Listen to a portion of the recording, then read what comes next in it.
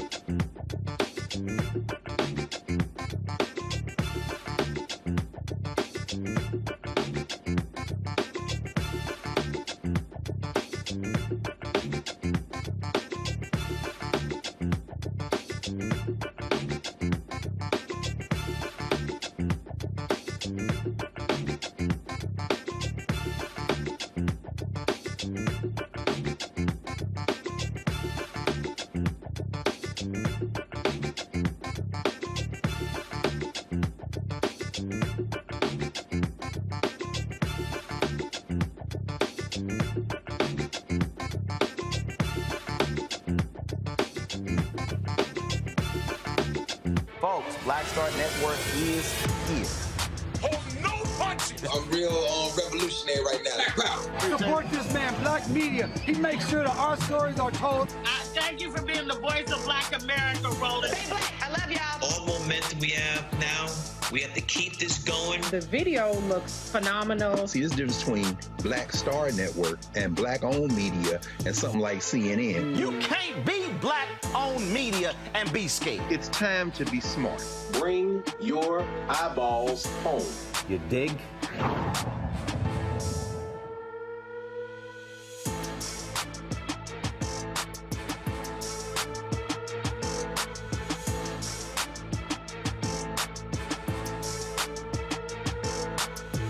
Today is Tuesday, December 13th, 2022. Roland Martin Unfiltered, broadcasting live here in Atlanta from the Global Hope Forum on the Black Star Network. Folks, over the next 2 hours, we will have an unbelievable array of people with some amazing conversations and words to inspire you no matter what area you're involved in. We'll talk to the head of the Small Business Administration for the Biden administration, talking about what they are doing to help Black businesses grow and prosper. Also, I sat down with Ambassador Ambassador Andrew Young, and we talked about his life motivation and what it means to be focused in building a world for black entrepreneurs. Also, Ben Chavis, who runs the NNPA. We talk about the importance of advertising black-owned media and how black-owned media must be working together as partners to make it happen. In our second hour, an amazing words from Bishop T.D. Jakes as we talk about how we are able to rethink how we are to operate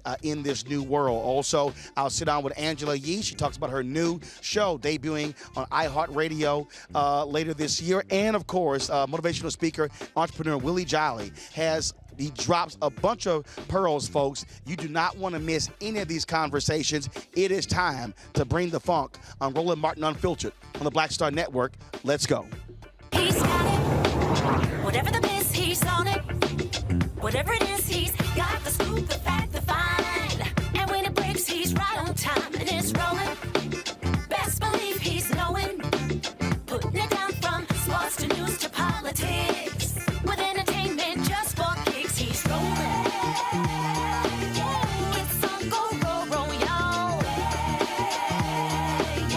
It's Roland Martin, rolling with Roland now. He's funky, he's fresh, he's real, the best, you know he's Roland Martin now.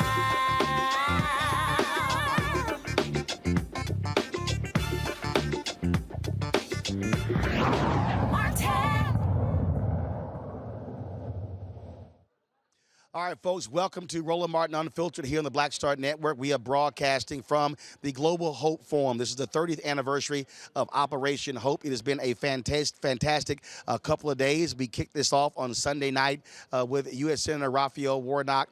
And, of course, close it out today with some amazing sessions. And, of course, if you missed the one with Bishop T.D. Jakes, go to our Black Star Network app, go to our YouTube channel. You do not want to miss the conversation that he had with John Hope Bryant. But we're going to kick today's show off with my conversation with Isabella Guzman. She is the head of the Small Business Administration for President Joe Biden. And we talked about what they are doing to break open opportunities and create new opportunities for black-owned businesses. Here is our conversation. All right, so the last time I talked to SBA Administrator, Obama was president. I ignored anybody who was in the Trump White House. And we were talking about black-owned businesses, loans. And it was, I'll never forget, because it was 2014. In the previous year, it was $23.09 billion that was handed out in small business loans. And African Americans had gotten $385 million. And a lot of it was because of the housing crisis. No home, no loan, no business. So in terms of where we are now, in terms of lending, in terms of black-owned businesses, in terms of supporting those institutions, how have things changed to allow for those companies to be able to grow? Because at the end of the day, without access to capital, it's a little hard to grow your business. Yeah, and that's exactly right, because access to capital is one of the key elements to growth. And we need all of our firms, including our black businesses, to grow, to be able to create jobs, to be able to create the economic output.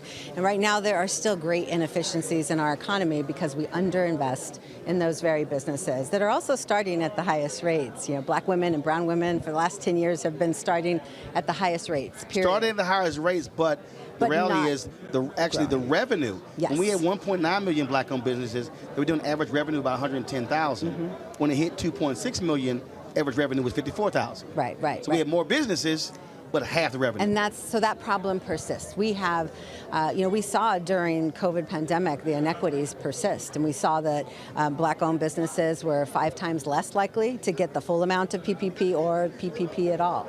And that's what the Biden-Harris administration came and focused on is, how do we solve for some of those historic inequities that are debilitating our economy? And President Biden, the very first thing he talked to me about was the fact that, if you don't have that accountant on speed dial or that banker on speed dial that can connect you to these programs, you're less likely to have the success outcomes that we need you to have as a country. One of the issues that I saw, and also because, I talk to folks all the time, I have a marketplace segment every Tuesday where I feature black-owned businesses, is that many of these black-owned businesses, they had bank accounts, but did not have banking relationships with those banks.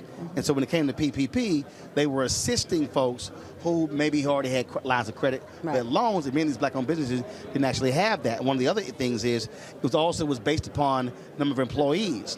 When many black-owned businesses had contract workers. Like in my case, I think I forgot what we had qualified for, but we had 5 or 6 full-time employees, but I actually had about 13 total people, but they were actually contracts. Right. No, exactly. And I think, so this is the challenge, is that, we have to now take the learnings from PPP, what worked about it, that we finally went from an average of 60,000 borrowers at the SBA, to millions. While we can't replicate a forgivable loan with the kind of fees that were awarded to the lenders, we definitely want to be able to transform the programs. Half of black businesses, Federal Reserve says go online before they go to a bank. And, those types of statistics point to the fact that we need change in our programs. And so I'm proud that we have launched regulatory reform to expand the distribution network. We need competition in this space so that more small businesses can access capital. We've also changed the rules on the core program Community Advantage, where we do over-index and provide more support to black businesses. We need to scale that, though. And so we're providing those same types of simplification around eligibility, around underwriting, to our core 7A program so that we can hopefully drive more banks, more lenders into the system overall and get more of our businesses with capital. How have you also used the weight of the federal government to get through these banks? This is what I mean. When Maynard Jackson was mayor of Atlanta, one of the things that he did was he called the banks in and he said, look, these are black businesses that have contracts with the city, but they can't float their businesses for 6 months. And so he said, you should be extending lines of credit. Well, the bank said, no, we're not doing it. So he said, fine, to the city treasurer, fine. Remove the city money out of their banks. So what happened was, he said, you are benefiting from taxpayer dollars with the deposits into your banks. He said, and so when he did that, he forced them to have to deal with these businesses. That was a huge thing because that provided those black-owned businesses and minority businesses and women-run businesses an opportunity to actually be able to run their businesses, to be able to pay their folks before the city paid with a 180-day term. When I was in Illinois running the Chicago Defender, I mentioned that to then Governor Rob Blagojevich. I said, listen, these are folks that you're depositing state money in their banks every single day. I said, you can create something where you say, hey, here are businesses that are getting state contracts. We can make it a requirement for you to actually work with them. And they were like, whoa, I had never even thought about that. To me, that's just, we were hoping on the honor system, but sometimes you got to really push folks to understand that they will never be able to grow if they're constantly being locked out. Well, and that's exactly at the core of the changes that I'm proposing at the SBA to our capital programs. I need more competition in these programs because if the current lenders are not able to provide that capital, we need to expand the distribution network and simplify the rules to bring more people in to provide those loans. And it's not just about the lending programs, it's also about the investment programs as well. Only about 1%, just over 1% of venture capital goes to black-owned businesses. And so we are transforming our small business investment companies as well to get more diverse managers and try to incentivize, investments in all of our small businesses with a more focused approach to equity. But I do think that this is, a challenge that we have to meet now, and if we want to make sure that the businesses of the future can create the jobs and revenue that we need, especially as President Biden at Tulsa Race Massacre commemoration announced that we're trying to hit a 15% goal for small disadvantaged businesses in federal contracting. That's nearly $50 billion more in contracts by 2025.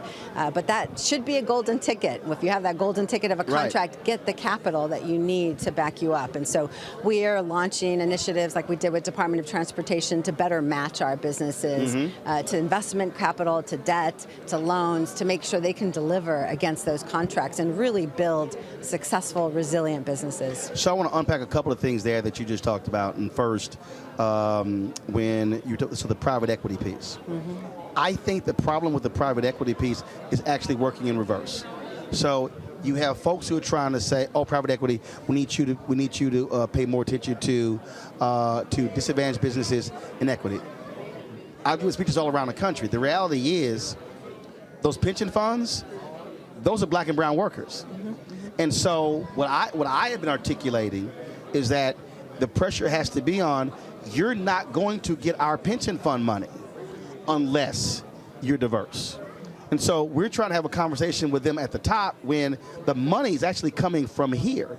And so they're going out and they're going to Texas and they're going to South Carolina and North Carolina and they're going to California, and you're talking about teachers fund, all these state funds.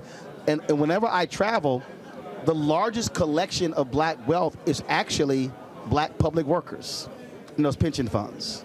And I think making that point, getting them to understand you're investing the money of a lot of black and brown workers, and it doesn't look the way your firms look, the law firms you use, the bond firms you use, the accounting firms you use, the PR firms you use, and all down the line. Right. There's a couple of great points there that I love, and we manage the Small Business Investment Company that's about a $37 billion portfolio, and so the same goals apply to us. I mean, we want to make sure that our portfolio is diversified, but also in terms of the types of firms that get into those high margin type businesses, we want to see our firms there. And in fact, Chairman John Rogers is the chair of our Council on Underserved Communities from Ariel Investments, and so that's a focus of the Council on Underserved Communities as well, is let's make sure we're looking at all contracts on the table and that we can bring in firms to manage wealth and build wealth in communities for longevity. And the data also shows that those black minority firms actually outperform the other firms, but they're never able to go to that next level. I remember the Obama administration was the management of TARP funds, so I get called to the Treasury Department, so I go in and they tell me that black minority firms outperformed majority white firms in the management of TARP funds. My first thing was, they get more money to manage? Everybody went quiet. I was like, I'm sorry, where I come from, if we do better and outperform, it should be an increase. And everybody just went real quiet. I'm like, I don't understand what the deal is, and that's part of the deal. So those firms are never able to actually grow. They're sort of just capped at a certain level. When you start talking about private equity and investments, and I mean, even when you're talking about the firm that handles the federal government's pension funds, I'm also challenging them. Okay, what are you actually doing when it comes to diversifying? At the end of the day, who controls the money is exactly where your economic power, your wealth building is. And we saw the same data during the Obama administration when I was Deputy Chief of Staff at the SBA. In our portfolio, small business investment companies, those firms that had diverse managers outperformed, whether that was women or people of color. And so we want to make sure that we're bringing the best value to the taxpayer dollar. And that actually is just the business case. We need to invest in diversity just because that is the future of our small business economy. We want to make sure that we're successful.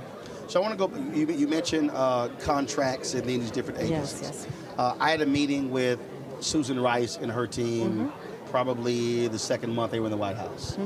And I set up a meeting, was with Ben Jealous with the NNPA, Carol H. Williams, Terrell Whitley with Liquid Soul, Todd Brown as a media consultant. And we were talking about advertising dollars. So 2018, Congressman Eleanor Holmes Norton had the GAO do a study. It showed that $1 billion is spent annually by the federal government on advertising contracts, and black-owned media gets about $51 million of the $1 billion, which is on par in general market, but it's the same agencies. And so we walked them through that, and it's the sort of things, same thing persists. I think one of the things that would be helpful, especially in this area, which actually could affect others as well, is first, requiring these different departments to have what we call in media, we call upfronts. Because in many ways, a lot of black-owned media companies have no idea what agencies actually handle advertising contracts. And so what ends up happening is you're sort of getting the runaround. So when it comes to the census, when it comes to labor, when it comes to commerce, all the different areas. And so I suggested to them, I said, that's also what is needed. We saw that when it came to COVID funds as well. Because at the end of the day, it's knowing where the money flow is happening. I worked with Congressman Hank Johnson on this issue as well, because for us in black-owned media, for there to be only 1%, barely 1% is going to black-owned media is absolutely crazy when you look at, one, who black folks vote for, when you look at our impact in terms of on the economy as well. And that's one of the areas that we see as a breakdown because, to be perfectly frank, the largely white ad agencies are freezing us out of even government advertising contracts, where they literally don't even return phone calls. I had to call out whoever had the census contract. I had to publicly shame them on my show and on social media. And they called Carol H. Williams, and they go, like, where's this coming from? She said, because the guy went through your portal, filled it out, and y'all never even called for 5 months. Well, Roland, it's the same in other industries too, and that's why President Biden has been a leader on this from day one, signing that equity executive order. And we've been partnering with Ambassador Rice and the White House to make sure that contracting and the goals that we set around our small business contracts are as transparent as possible. And you do track what you care about. And so for the first time ever, the SBA released data on disaggregated data by race and ethnicity, and it's 1.78% across the whole of federal government spend. So the $560 billion being spent. Correct. Oh, yeah. And there's disparity across the board, all these industries, and it's our focus to try to reverse that. We have issued transformational reforms to the way that agencies source around large contracts, trying to cut that down and give an advantage to small businesses. But I think it just comes to the core of who we are as a nation. As President Biden, he wants to create a competition, make sure that we can level the playing field. And we have to remember that we were started at the SBA over 70 years in the Eisenhower administration because we wanted to ensure competition, ensure an industrial base. And another data that's important to remember and why it's really a call to action is that we've seen a 40% decline in the number of small business contractors doing business with the federal government. We need them. Right. Absolutely. We need them to fulfill our mission. And so that's the goal of the SBA under my leadership, is to make sure we can drive change in contracting to attract them back, but give them a pathway forward. And I will say one more thing for folks who are interested in doing business with the federal government is, we at the SBA have business opportunity specialists at our 68 district offices around the country. And we are trying to do a better job in 2023 to make sure that they leverage the great research resources that we have, because we have procurement center representatives who analyze every contract that's coming down the pike. We need to get that information out there better so that firms who are in these various industries with great disparity can have access to knowledge and information. Well, look, I work with the Black-Owned Media Consortium that drives this area, so we would love to somehow meet later and partner on this because, our whole deal, again, is like, look, this is an opportunity to change the game. We've actually forced General Motors, McDonald's, Target, other companies to actually go from 1% to create commitments from 5 to 8 to 10 That's and great. 12%, largely for being called out. So our deal is like, we don't want to always call folks out, but this is frankly, our whole deal is this is the only way we can see this pool expand for us to be able to grow and build and be able to build capacity. Well, we're committed to the same because we know that the future of our economy is really dependent on it. It's a business case more than anything else as well. And so I think it's, beyond just the right thing to do, it's what the economy needs. And these large corporations, as well as the federal government, are using the power of the purse to be able to build up our economy from the bottom up and the middle out, as the president says, which is a startup. All right, well, let us know what we can do. We certainly can drive it because we deal with this on my show all the time, really about building our black-owned businesses. And I tell them all the time, I say, I'm not interested actually more. People think I'm crazy. I said, no, I want to build them from just being having one employee to really having 20, 30, 50, 100, 250 to be able to be much larger. Yeah, and Carla Harris did that incredible study at Morgan Stanley. It's a $4.4 trillion inefficiency in our economy. I mean, that would really create more leadership for the United States. Oh, absolutely. All right. So I'm looking forward to it. Thanks you. Thanks for having me. All right, thank you.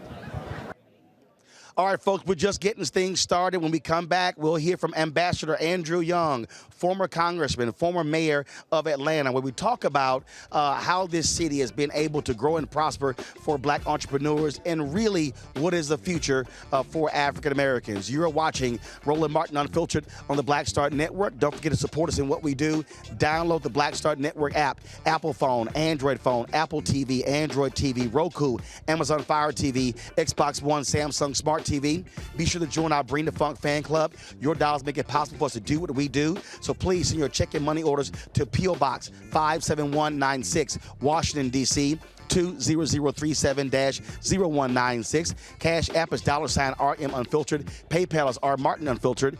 Venmo is RM Unfiltered. And Zelle is Roland at RolandSMartin.com, Roland at RolandMartinUnfiltered.com. And be sure to get your copy of my book, White Fear, How the Browning of America is Making White Folks Lose Their Minds. Available at all platforms, Amazon, Barnes & Noble, Target. Download your copy from Audible. We'll be right back.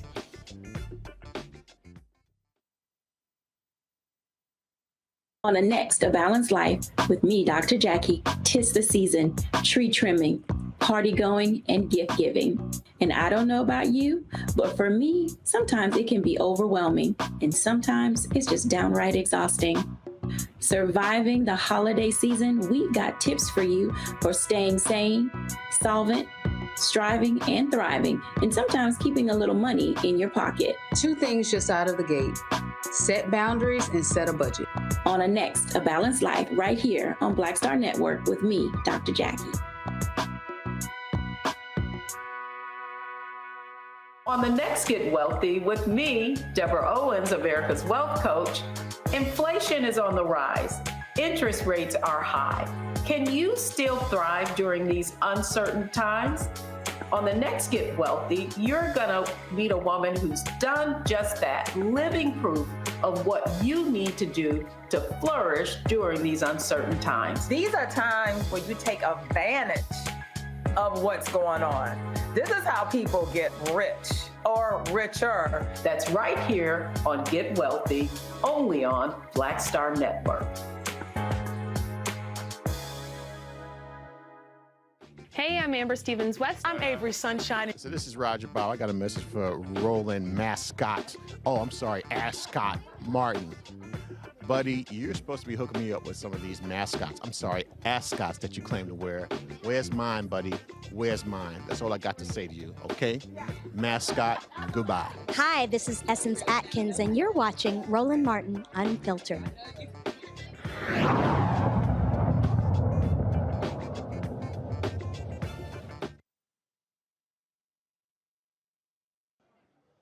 All right, folks, welcome back to Roland Martin Unfiltered here on the Black Star Network. We are at the Global Hope Forum here in Atlanta. Ambassador Andrew Young, 90 years old, an amazing life he has led. It is always great to talk to my alpha brother, and we had a chance to catch up on yesterday, and here is our conversation. Ambassador, Mayor, Congressman, Alpha Man, how you doing? I'm all right. Rolling through, doing what you do. I guess so. Doing the same thing for a long time, and I don't get tired. But that's a good, was that Mahale? No, that's, I don't feel no way. Right. Come too far from where we started from. Well, it's so funny. I was in the green room area, and so this woman walked up, your wife Carolyn. She says, "Oh my God, you're looking great. You're losing weight." I said, "Yeah, he over there in that scooter. She trying to keep up with him." She's like, "Yeah, she said he keep me moving." Yeah. Well, it was either that or get 2 knee operations, and I'm not afraid of surgery, but I'm afraid of anesthesia. And when you get 90, you don't want anything fooling with your mind. Right.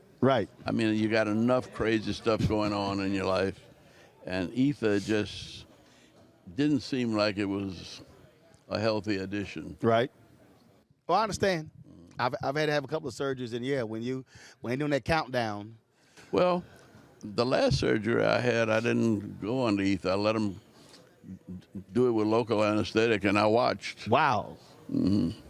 Wow. But it wasn't internal. It was on my arm. I got it, yeah. Well, I had a torn right labrum. My man he was giving me all the instructions if something go wrong, and I said, now, something go wrong, these instructions don't mean a damn thing to me. I said, so you may want to record it for the family. He bust out laughing. He went, I ain't never thought about it that way. I was like, I said, you give me these instructions, don't do nothing for me. But it was all good. It was all good. We're back here at Hope Forum. Mm-hmm. And one of the things that you You know, everybody that speaks, that I've heard speak so far today, starts off with, I'm a business owner. And that's impressive to me. Mm-hmm. And I don't know what kind of business is, and it might not be that big, but everybody's trying to find their place in a free enterprise society, and that's extremely good. Well, the thing that I spend a lot of time on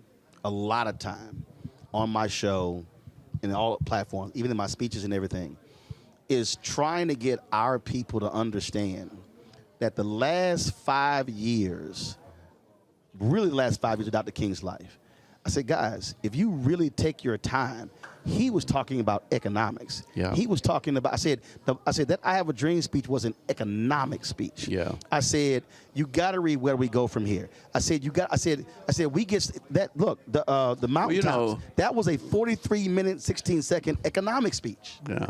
But Martin's daddy was a businessman. Right. Helped start a bank and had a couple of funeral homes, and Ebenezer built public housing, as part of the church mission. And his granddaddy, was treasurer of the National Baptist Convention when it was 6 million members. So they've always been very much aware. Now that he had a reaction that I inherited from him, and only because he didn't believe that he should have money. And he didn't pay us but $6,000 a year, but that's all he would take from his church. And if I had married a school teacher with a good job, a master's degree, and a good pension, I'd be in real trouble. But I married 2 school teachers. Yes. Both of them had pensions. Both of them had master's degrees. There you go. There you go. But the thing that... But let me say yes. The difference. And this is one of our problems in the nation. My first wife's master's degree was from Queens College in New York. She didn't pay but $16 a semester, and that was the registration fee. And that's all it cost. $32 for our master's. Carolyn's master's was at Georgia State, and already it had gone up to about $1,000. So 10 years later. But now a master's degree costs you $25,000, $30,000 at least. Yeah, at least. Some places $25,000 a year. Yeah. No, I mean that. Right.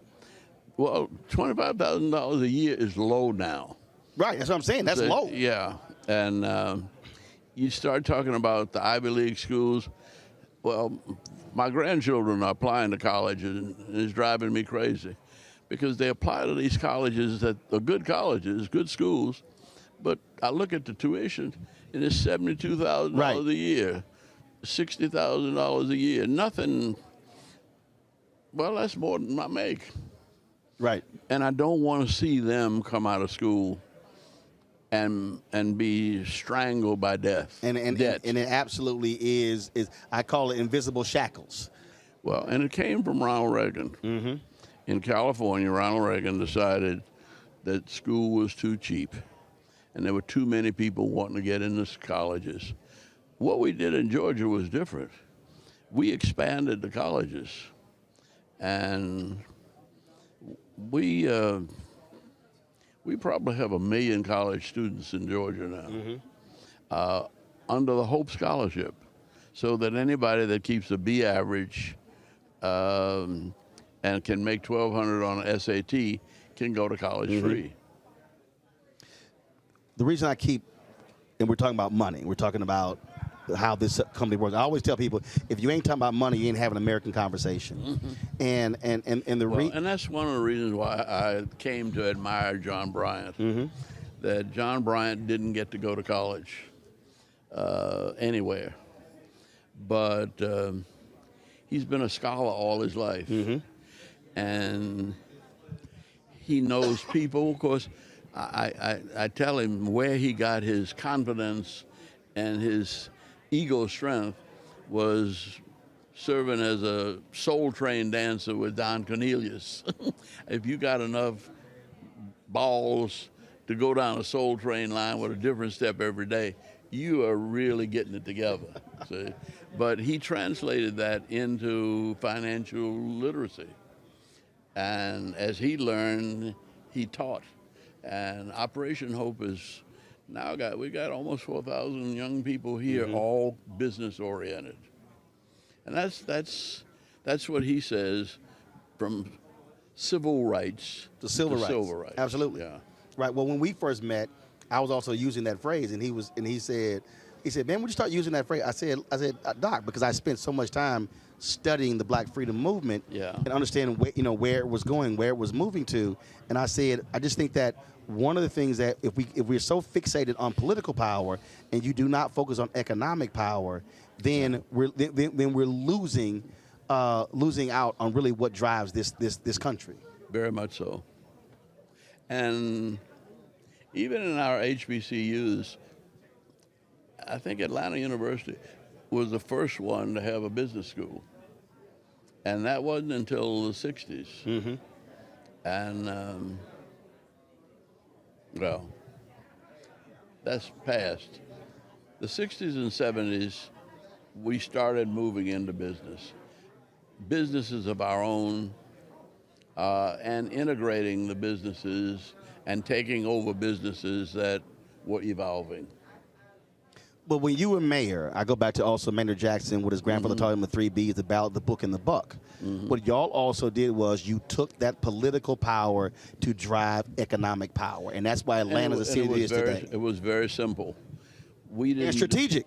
We didn't do anything unless 25% of every contract was done by a minority or female-owned company. And I increased it up to 35%. When I came in, when we had the Olympics, we got it up to 41%. It was running about 50-50, but I'm afraid of slipping back. Because when you're not pushing forward, you quietly slip back. And but like the Atlanta airport, I went out to the Atlanta airport. Now the Atlanta airport is the largest in the world. We had 110 million passengers come through there last year. The gross impact was $66 billion. Atlanta itself is a $400 billion economy. That makes the city of Atlanta, not the state of Georgia, right? Just the city of Atlanta, pretty much the same size as Norway, economically. So don't ever let anybody play us cheap and think that we're not a major league player in the world. So Steve Bartlett, I was talking to him, and he said when he became mayor of Dallas, you were the only mayor who he called to get advice from. what to that point you just made there? What would you say? What advice would you give? Or do these young black mayors who are coming in, Little Rock and Birmingham, in Jackson, Mississippi, and other places? You got the largest 4 cities in America right now with black mayors. And all of those small cities. See, one of the reasons why Warnock was able to win was we got mayors, they all happen to be from Morehouse, in Savannah, Columbus, Macon, and maybe even Augusta, and Thomasville. But the other thing, Atlanta now has 7 million people. When I was mayor, we were just getting to 1 million. And so it's rough adjusting to that now. But we took it in steps, and we were able to expand the infrastructure as we did it. Right now, we're being hampered by the transportation infrastructure. What do you say to those new black mayors who don't have the same tools that you had or Maynard Jackson had when it came to set-asides, when it came to, in terms of trying to drive black business in their cities? What advice you give for them? First place, there's really almost no such thing as black business. There's business. And you want to get business. You want to help business in your city. And frankly, the new restaurants are Vietnamese, Korean, Persian. We're becoming an international culture as well. And so there's another kind of lateral integration that we need to maintain. Now, fortunately, in Georgia, most of the minorities coming in have followed our lead and taken part, and they voted for Warnock. Mm-hmm. We also had a Vietnamese woman, a Korean woman on the ticket that did not win. And there were, of course, Stacey Abrams did not win. And it wasn't that we didn't work hard enough. I really expected to get more support from white women that we didn't get. I mean, I was surprised that so many of them voted for Herschel. So 52% voted for Trump in 2016 over Hillary Clinton. Yeah. All right, folks, we're going to take a pause in my conversation with Ambassador Andrew Young. Got to go pay some bills, go to a break. When we come back, we'll conclude my interview with Ambassador Young right here on Roland Martin Unfiltered on the Black Star Network, here from the Global Hope Forum for Operation Hope in Atlanta. Back in a moment.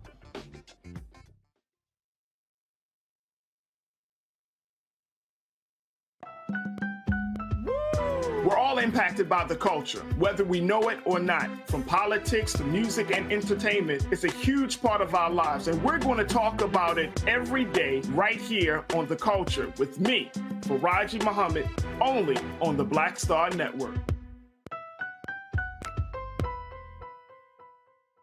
When you talk about blackness and what happens in black culture, we're about covering these things that matter to us, speaking to our issues and concerns. This is a genuine people-powered movement. There's a lot of stuff that we're not getting. You get it, and you spread the word. We wish to plead our own cause.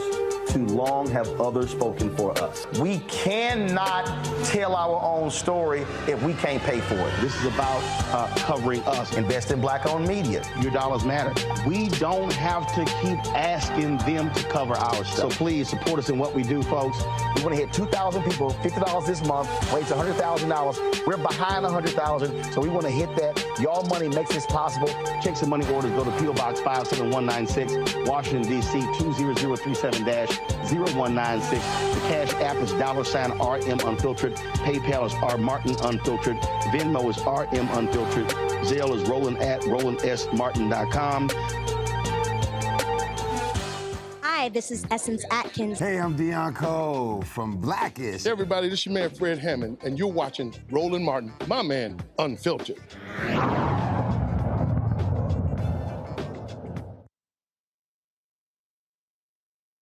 Folks, welcome back to Roland Martin Unfiltered here on the Black Star Network. Here is a continuation of my conversation with Ambassador Andrew Young. So looking forward, you've been in every facet, civil rights, politics, to that particular point. My book is called White Fear, How the Browning of America is Making White Folks Lose Their Minds. And I talk about the demographic shifts. And what we're dealing with is the reality of this fear of losing power, losing control. Well, and there's a difference between control and influence. And I think as a minority, I've always been more comfortable influencing change. I don't want to be in control making the change, but I want to set up the mechanism. And what we did in Georgia was improve the quality of higher education. Now we took a little criticism when we had the lottery go statewide, but Zell Miller, who was governor then, and I was working with him, though I ran against him, I lost and I worked with him only because we agreed that all of the profits of lottery would go to higher education and preschool. And that was where we needed... Front end and back end. Yeah, that was where we needed more children to get a better start in education. And then we now have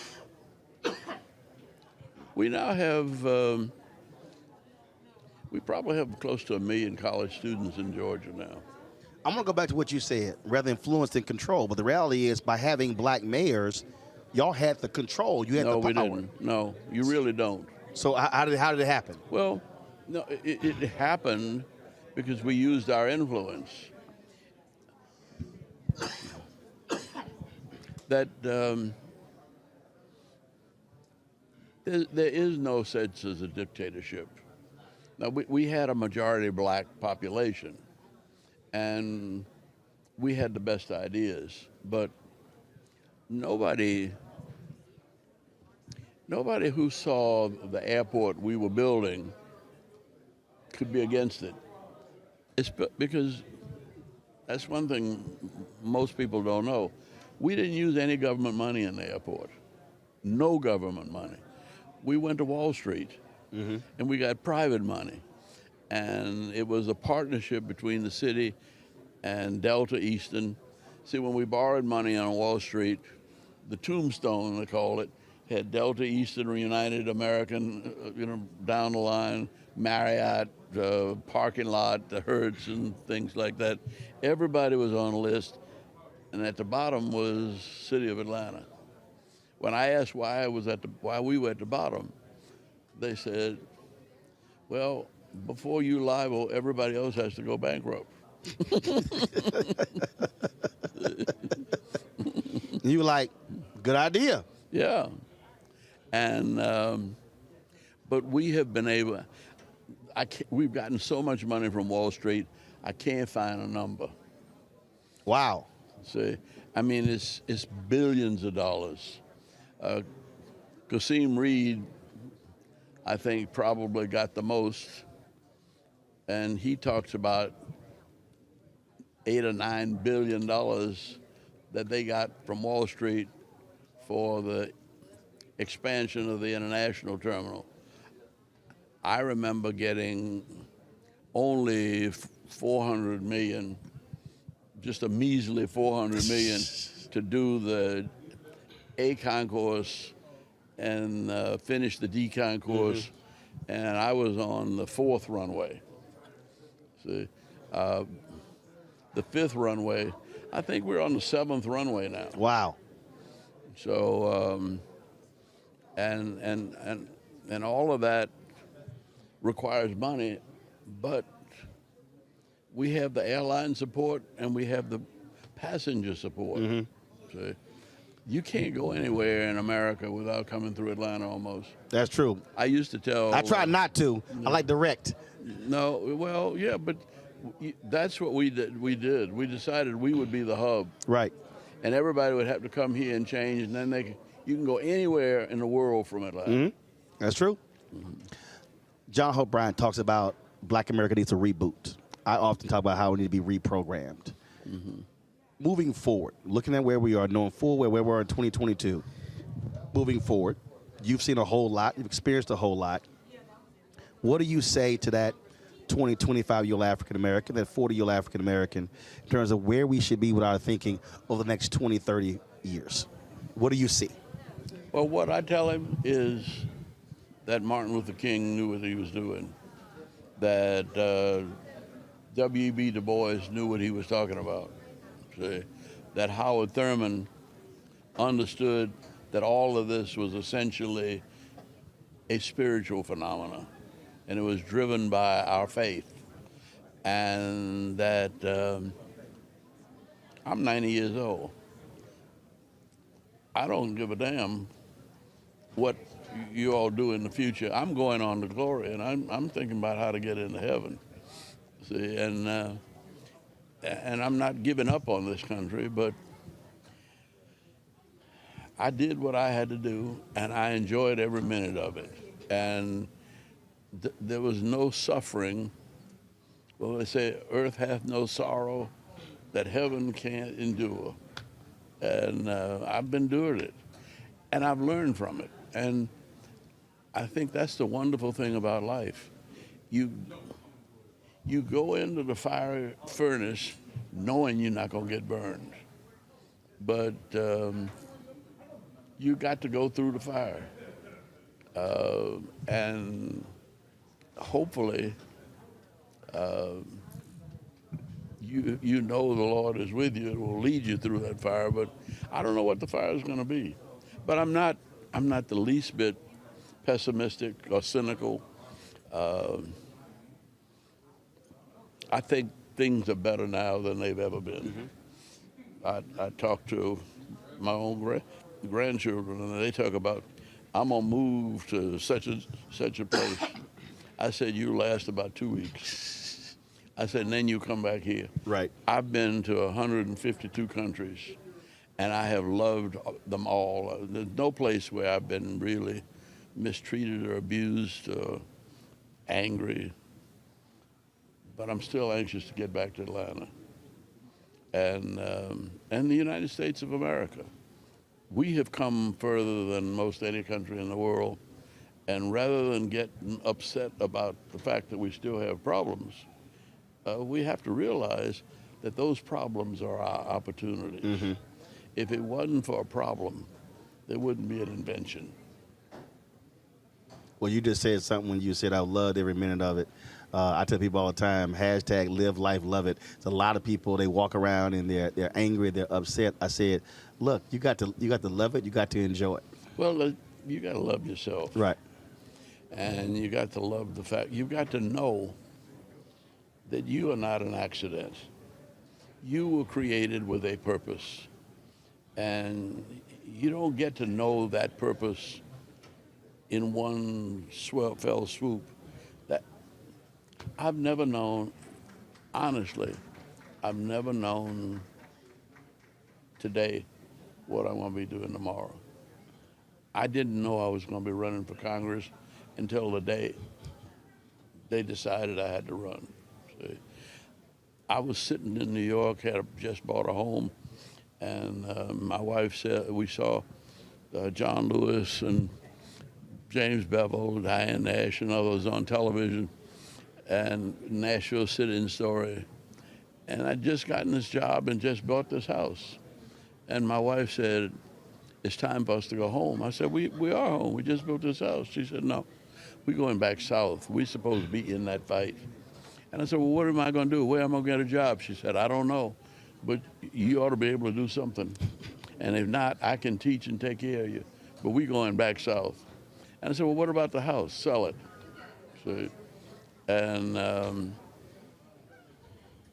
it happened that way. And I've never, every step I've taken, I've enjoyed. Well, look, we appreciate all that you've done. It's always great to see you, talk to you, and always love to hear what you got to say. It's good to see you. Keep representing Alpha, man. Okay. I appreciate it. Very good. Yes, sir. Okay, what kind of ring is that? Oh, I got this, my 30th anniversary gift of Alpha. Okay, really? Oh, yeah. So I got my my chapter on it, my name, my line number. Well, you know, I don't know. I joined Alpha in 1950. So how many years does that make me? You're 72.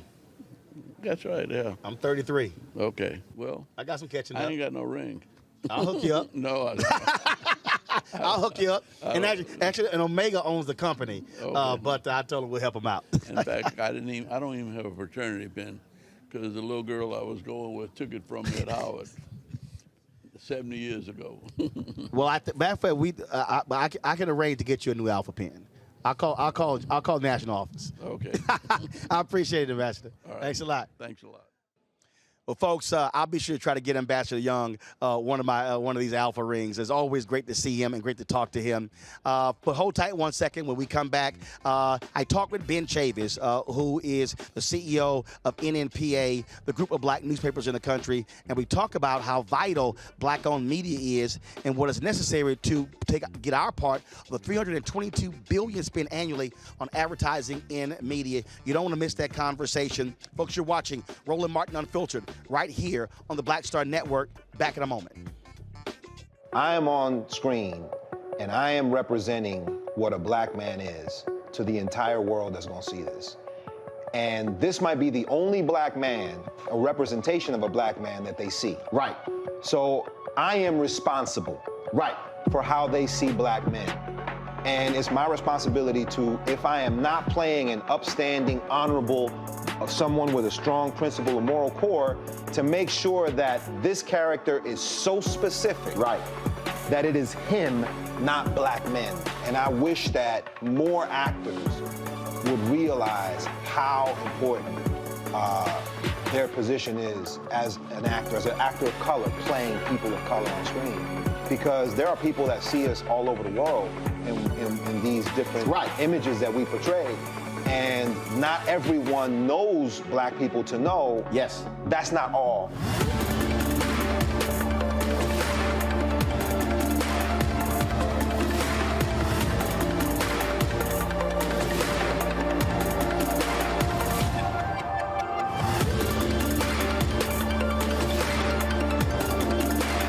This is Judge Mathis. What's going on, everybody? It's your boy, Mac Wild. Hey, what's up, y'all? It's your boy, Jacob Lattimore, and you're now watching Roland Martin right now.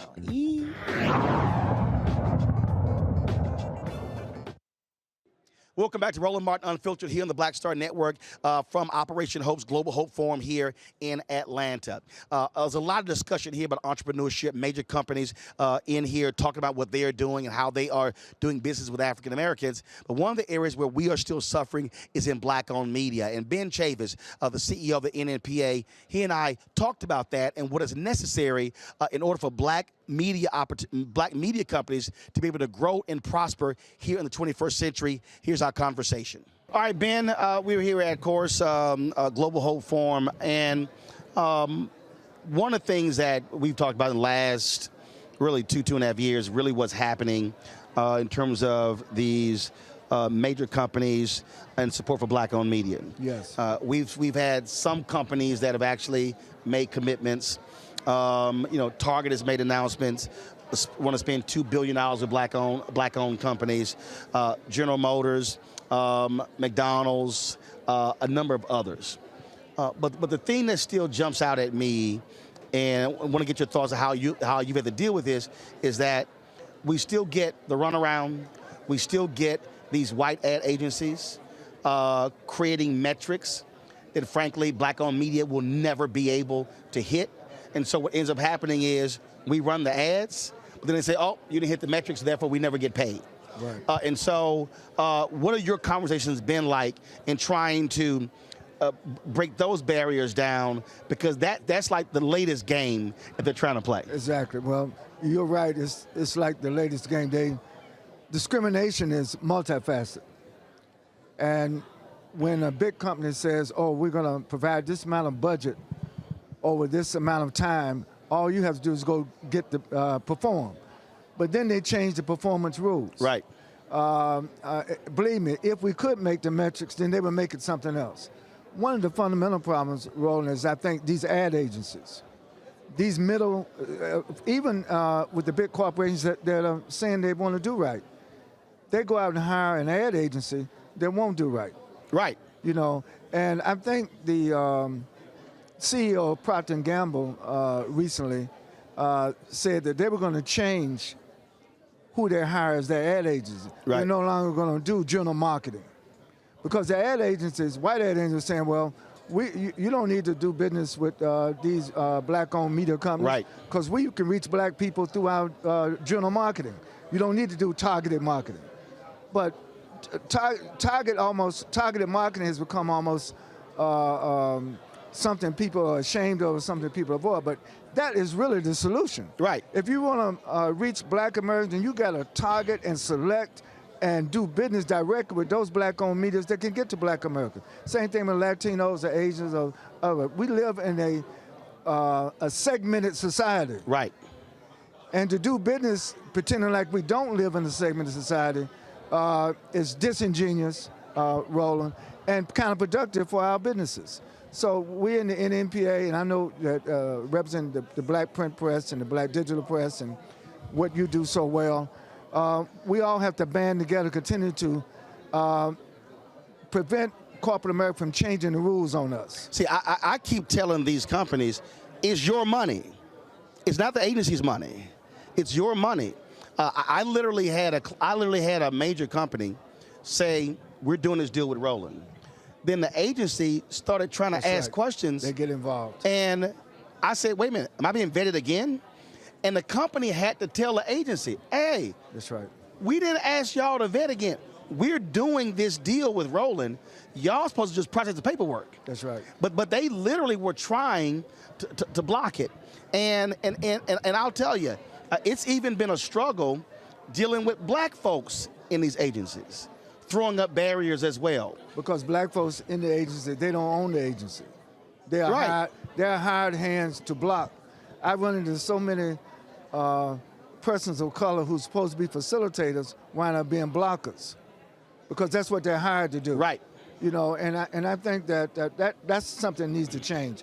Either we need to band together and form our own ad agency. See, this is another thing. You know, there's been a serious decline absolutely in black-owned ad agencies.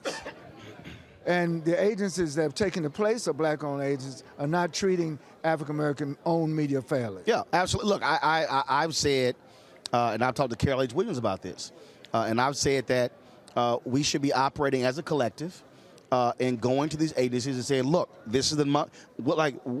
We'll separate it here. Send it to a Carol H. Williams that understands how we operate. Exactly. I understand, because she's still independent.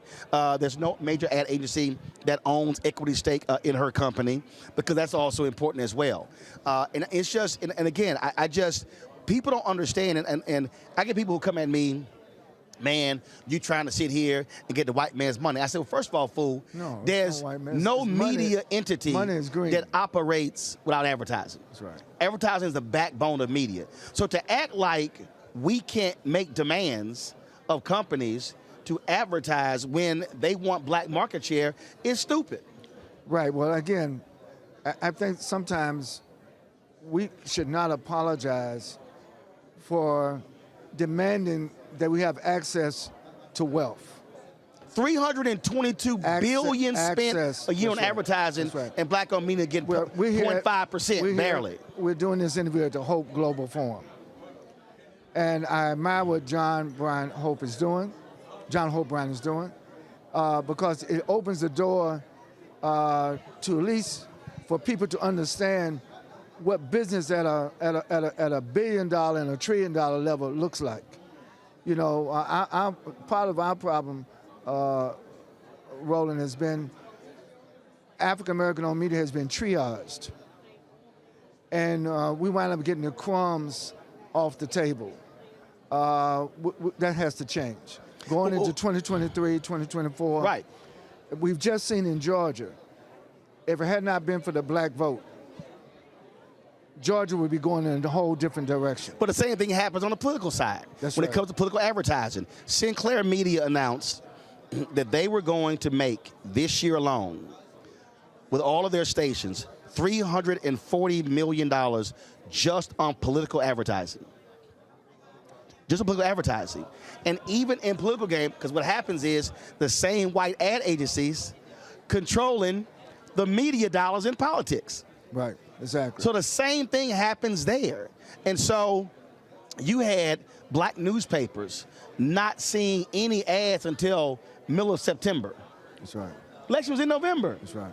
But we're seeing 60, 70, 80 million being spent on television ads because the media strategists get paid all the TV buys and not when it comes to it advertising. goes to what you said initially about what I would call metrical discrimination. You know, there's a digital gap, there's a metrical gap, but undergirding all these gaps is racism. Right. It's systemic racism. I mean, look, if we can't market and we can't advertise, well, then we're not going to pick up more eyeballs. Exactly. But if you don't have the dollars to market and advertise, because the reality, what people don't understand is CNN advertises, Fox News advertises, MSNBC advertises, not just on their channel, because they're generating the money. That's right. So if I can't advertise my show on other platforms to pick up more eyeballs, it's going to have to be an organic sort of thing. I had one company literally putting the deal I needed to have 11 million impressions. Over what time period? Over an 8-week period. But here was the crazy part. Then they said, well, we don't want the ads running on Roland Martin Unfiltered. We want it running on these 2 shows on his Black Star Network. They were new shows. Yeah. And I said, that's the setup. And I literally said, oh, hell no. I literally called the company. I'm like, no, we got a problem. And they were like, we understand you upset. I'm like, yeah, I'm upset. I said, because then it was like, well, brand safe. Well, because you cover politics and news, you got opinion, that's not brand safe. And I'm like, interesting. But I'll see pharmaceutical ads on Fox News. Is that brand safe? I see opinions given on Morning Joe. Right. Is that brand safe? Right. Well, one way to break some of this up, Roland, I think is that we have to look at what we provide to corporate America. We're consumers. We overconsume on social media, yet we don't own any of these social media channels. Nope. We, a lot of the companies that refuse to deal directly with you and other black-owned media, they benefit from the consumerism of black buying power. We just went through, quote-unquote, Black Friday. Everybody went into the black except black people and except black-owned media. Now, the stores that benefited from the mass consumerism on black, you would think they would say, well, wow, we're making all this money off black consumerism. The least we could do is to support black-owned businesses. So I think we have to have direct relationship with these companies without the third-party ad agency. Number 2, I think we need to do, you remember when Nielsen used to do this research? Nobody's doing the research. We need to partner with HBCUs like Howard or here in Clark, Atlanta, that has research capacity. We need to be doing our own polling, Roland. We need to be doing our own stuff because we need to leverage what we do in the marketplace over against how they do business with us. This panel we just had with John Hope Bryan and Andy Young and others, and the president of CEO of Delta. It's about building these relationships. We got to have the right business relationship, not charity. We're not asking for charity, but this is business. Right. You know, and they're making huge profits off of the consumerism of black people. So that's what needs to be changed. Also, I think, and I've said this to Mark Morial, the National Urban League, I've said to Derek Johnson, NAACP, I also believe black organizations should establish what I've been calling a racial index. And what I mean by that is these companies, right, it's a report card. These companies and the CEOs want to come in, they want to speak on panels, they want to tout what they're doing, but it needs to be literally a series of questions asked. What is your black-owned media spend? Are you allocating at least 5 to 8%? Not even the population number, but at least 5 to 8%. What is your spending on? Are you using any black event planners, PR companies, transportation companies, catering companies? Really establishing that, because that's how you change the game. Exactly. It comes down to the annual contracts. I told another company, they said, hey, we allocated $500,000. I said, yeah, but that's not a multi-year deal. I said, I can't plan for 2023 and 2024 based on a one-time deal. Exactly. Yet I'm seeing you do deals over here. And then they say, well, we don't do multi-year deals. I said, oh, yes, you do. I said, these companies know you're going to spend money with them every year. It may not say multi-year, but they know during the upfronts, you're going to spend money with them every single year. Exactly. And that's the box they put us in. Right. So in essence, we are like begging and hoping, man, I hope they come back next year. When white media knows they're going to be back. Well, I think, let me tell you why I'm optimistic. What you have shown with your show, with your network, that is not only possible to compete, but the quality, to me, this is just not a matter of metrics, the qualitative. The qualitative, Roland, in my view, is just as important as the quantitative. In fact, when people buy black-owned media, they're not just buying metrics. They're buying a sphere of influence. Right. When I tell my people sell for the NMPA, we're just not selling media impressions.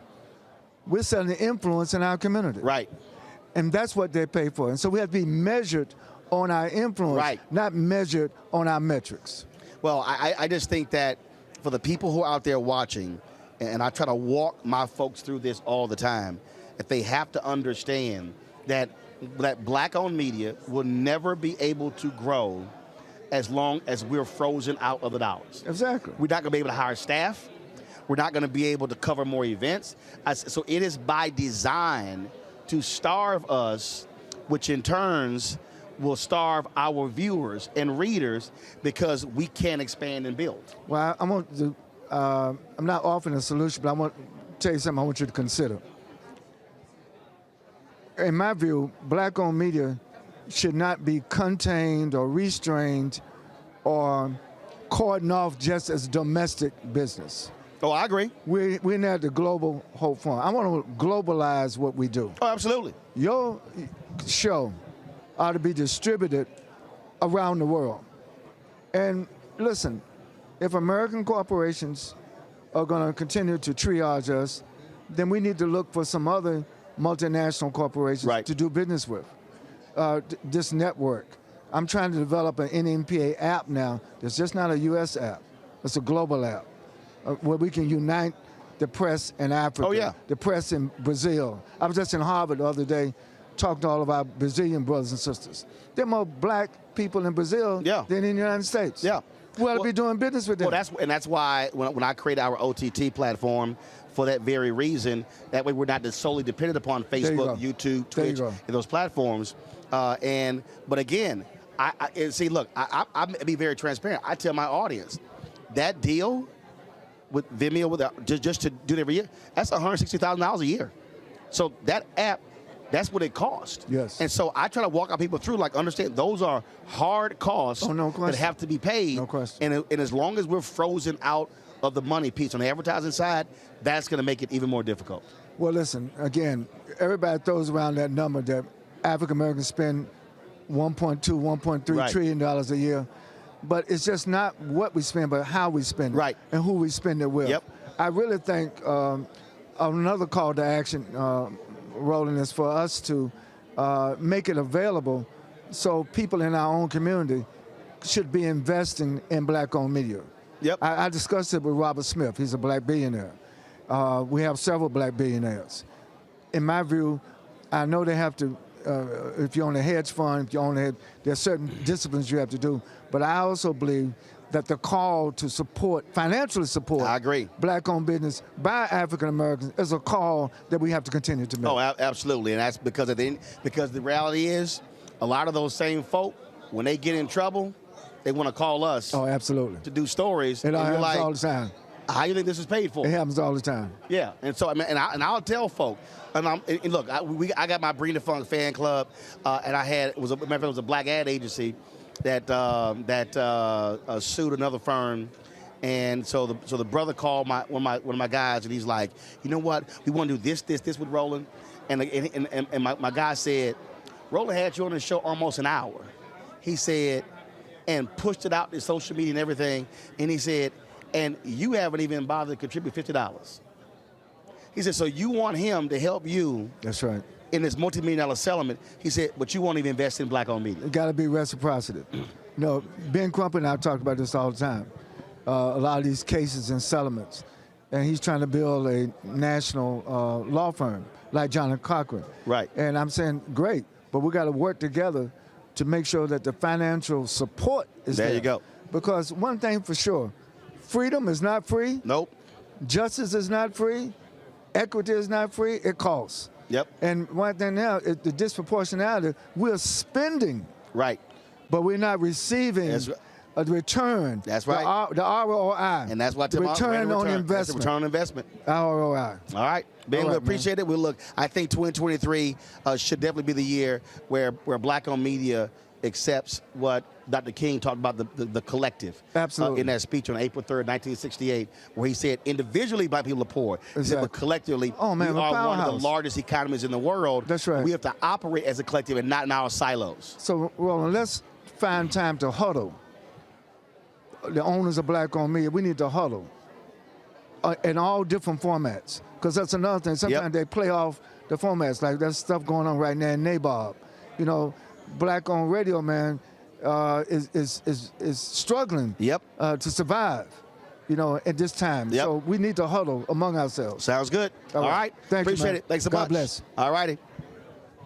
All right, folks, great to chat with Ben, and I really do hope that in 2023 we see Black-owned media come together as a collective to be able to get our fair share. But folks, look, we just got started. The second hour is going to be even more powerful than the first hour. Coming up next, Bishop T.D. Jakes, Angela Yee, motivational speaker, author, and entrepreneur Willie Jolly are going to blow the hinges off the door in our second hour here from Operation Hope's Global Hope Forum here in Atlanta. You're watching Roland Martin Unfiltered on the Black Star Network. Don't forget, support us in what we do.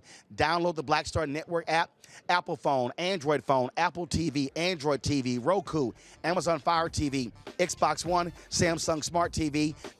Join our Bring the Funk fan club. Your dollars make it possible for us to do what we do.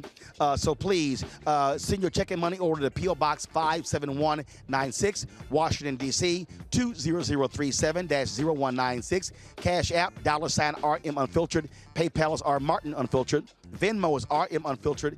Zelle, Roland at RolandSMartin.com, Roland at RolandMartinUnfiltered.com. And don't forget to get a copy of my book, White Fear, How the Browning of America is Making White Folks Lose Their Mind. Available on all platforms, Amazon, Barnes & Noble.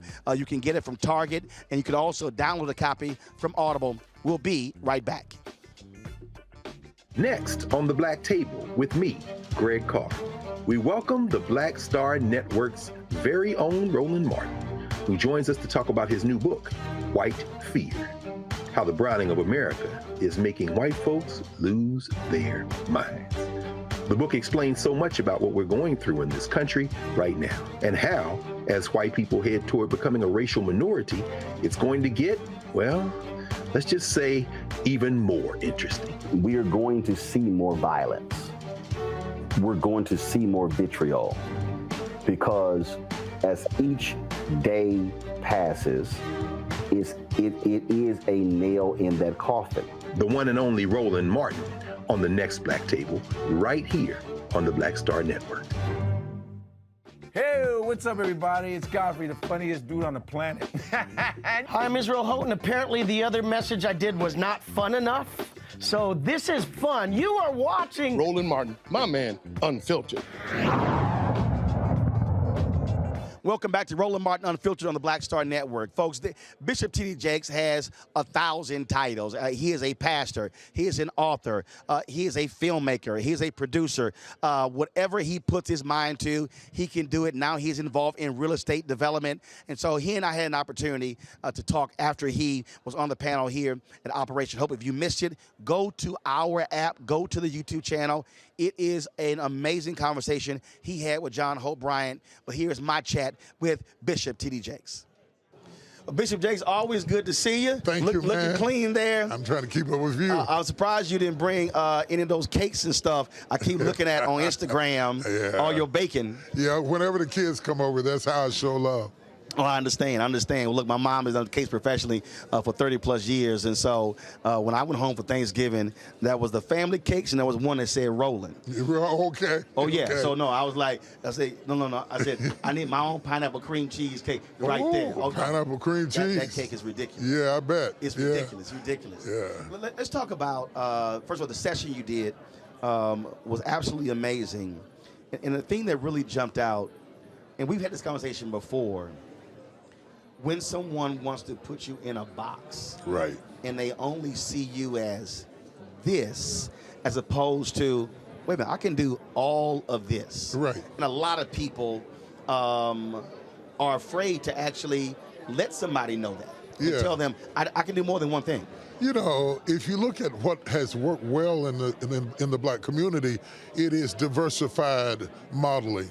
Whether you're talking about Serena Williams or Oprah Winfrey or Puffy, or it doesn't matter what the industry it is, the more diverse you are and the more you are true to your core and not allowing yourself to be locked in, the more productive you can be. You can only be on the stage for a short period of time, but you can be the stage the rest of your life. That was a video I saw, I think it was Jay-Z, and he said, some people go with the flow or you can be the flow. Right, there you go. How can you top that line? Yeah, you want to be the flow. And I think what happens is in the process of going with the flow, you meet the people that makes it possible to form the partnerships to be the flow. And there's a jump off point. And I think we focus on when to get in, but the smartest thing in the world is to know when to get out. Right. Yeah, you got to know when to stop playing the game and start coaching. Right. You got to know when to stop following the drum major and start beating the drum. And if you can sense that and figure it out, and the conditions around you help you to know, like COVID, this was a moment of disruption. Yep. And understanding how to benefit from the disruption rather than to be destroyed by it. Yep. is what I'm writing about now, is disruptive thinking. Well, there were a lot of black churches that the silver lining, COVID forced them to catch up. Right. They were ignoring digital. They were ignoring streaming. And I remember I was getting phone calls left and right because people would hit me. They were like, Roland, you were properly prepared for this. We launched this September 2018. We go through 19. So when 20 hit, all these other people were doing interviews via FaceTime and Skype. We were already doing that. Right. And so they were calling me up for advice and counsel. And I said, if y'all want to survive, if you're going to have to do this, you have no choice to now do it. That's right. And what it has done, it has sped up what was going to happen eventually anyway. The digital influence is taking over big box stores, airports, grocery stores, everywhere. We cannot be naive enough to think we're going to be the only institution that's not affected by it. Taxis were ate up by Uber. Look at all the changes that technology is bringing about. I'm trying to get our people to understand you either fight the flow or you get with the flow, and the flow is going toward technology. I'm old school. I like face-to-face. I like shaking hands. I like hugging people, touch your neighbor. But the reality is it's not about what I like. It's about what the society demands at this time. Absolutely. And I think that, one of the things that was very interesting when you were talking about haters and what people, how they want to draw from you. And I really do, for me, people ask me all the time, like, man, how do you deal with these people hating? I said, look, y'all, I've been writing commentary since I was 17 years old. I've been giving my opinion for a long time. I really don't care.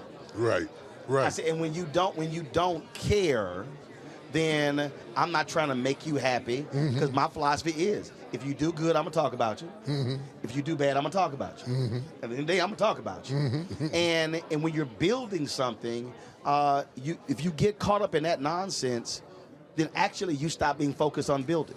You took the words out of my mouth, and focus is a critical thing. And anytime you're about to get there, there's always a distraction. Sometimes it comes through a hater, sometimes it comes through a sickness, sometimes it comes through a family issue. But distractions come to break your focus because you are so close. How have you, because I was having this conversation earlier with someone, a CEO once said, and I've seen you do this, so I know you can speak to this. A CEO once said, the people that made me a $500 million a year corporation are not the same people that can take me to $1 billion. And I've seen people who worked with you who no longer work with you. How have you walked people through the understanding that you're great, you're wonderful, but I've now gone to another level, and the reality is you can't go with me. You don't have the skill set needed for me to go to the next level. And it's hard for some people to deal with that because they say, wait a minute, but I've been loyal to you. Right. And yes, you have been, and you've been a great worker, and I've compensated you fairly for it, but I'm trying to go here, and you actually can't go with me. Right. That's hard for a lot of people to have to make that decision. You know, it is and it isn't. It's your responsibility to grow with me so you can go with me. You can't go with me if you don't grow with me. If you see me growing, you may have to take classes. You may have to get on LinkedIn in order to keep up. If you want to be with me in that way, you need to go with me. If I have to let you go, understand it's never personal. maintaining a personal relationship, a friendship. We can still be friends. You can work over for AT&T or for GM or somebody like that, and we can still be friends. I'm not mad at you. I'm not angry with you. I don't dislike you. It's just for where I'm trying to go. Right. Your skill set doesn't fit. I think a lot of times because we have been rejected so much, we have rejection issues. When they find out that you can preserve the relationship and it still be a different relationship from a work relationship, sometimes it eases the pain. Some people are petty. They're just going to be mad and be haters. You can't worry about them. I think that when John talks about reboot, I use the phrase reprogram. And I really do believe that Black America needs a massive reprogramming in that not believing in white validation, not believing that the ice is colder, and also not being hung up on, well, that's a bigger platform. People have come to me and said that, well, man, I wish you were on a bigger platform. I said, yeah, but you don't understand. I own it. I control it. I have freedom. I have flexibility. Even if they were paying me $10 million, I wouldn't have all of that. Right. And it's hard for people to understand that what I'm thinking, and they look at me like I'm crazy. I'm like, but you don't understand. That ain't my motivation. Right. It's something else. You know, if you're not careful, you'll live everybody's dream but your own. And I think it takes great courage and great focus to follow your dream and your values and what's important to you. And it may not be about money. It may be about independence. It may be about your uniqueness. And to have the freedom to do that is your God-given right, your choice to choose. And people don't get it, that's okay. The people who get it are going to benefit from it. The people who don't, it's a big world. It's 8 billion people here. Find somebody else. Last question for you. How do you maintain the desire? And what I mean by that is things can get monotonous. You've been preaching a long time. You've been in business. But for you, how are you, not anybody external, but how do you maintain your personal desire and where that fire is burning inside and it doesn't just, you just reach a comfort zone where you're on autopilot? Yeah, you know, something I'm laughing because if you'd have asked me that question 3 years ago, I don't think I would know how to answer it. I realized as I got older that I've been raised by the giants. And what I mean by that is what keeps me fresh is the giant that's in front of me. And I have to have something that's big and scary and intimidating that makes me read and study and pray. You want to take down something. Yeah, I got to take down something, dude. And so now I'm at this point in my life, this real estate stuff that I'm doing, this intervention into our communities for the upraising of underserved communities, is a giant for me, you know?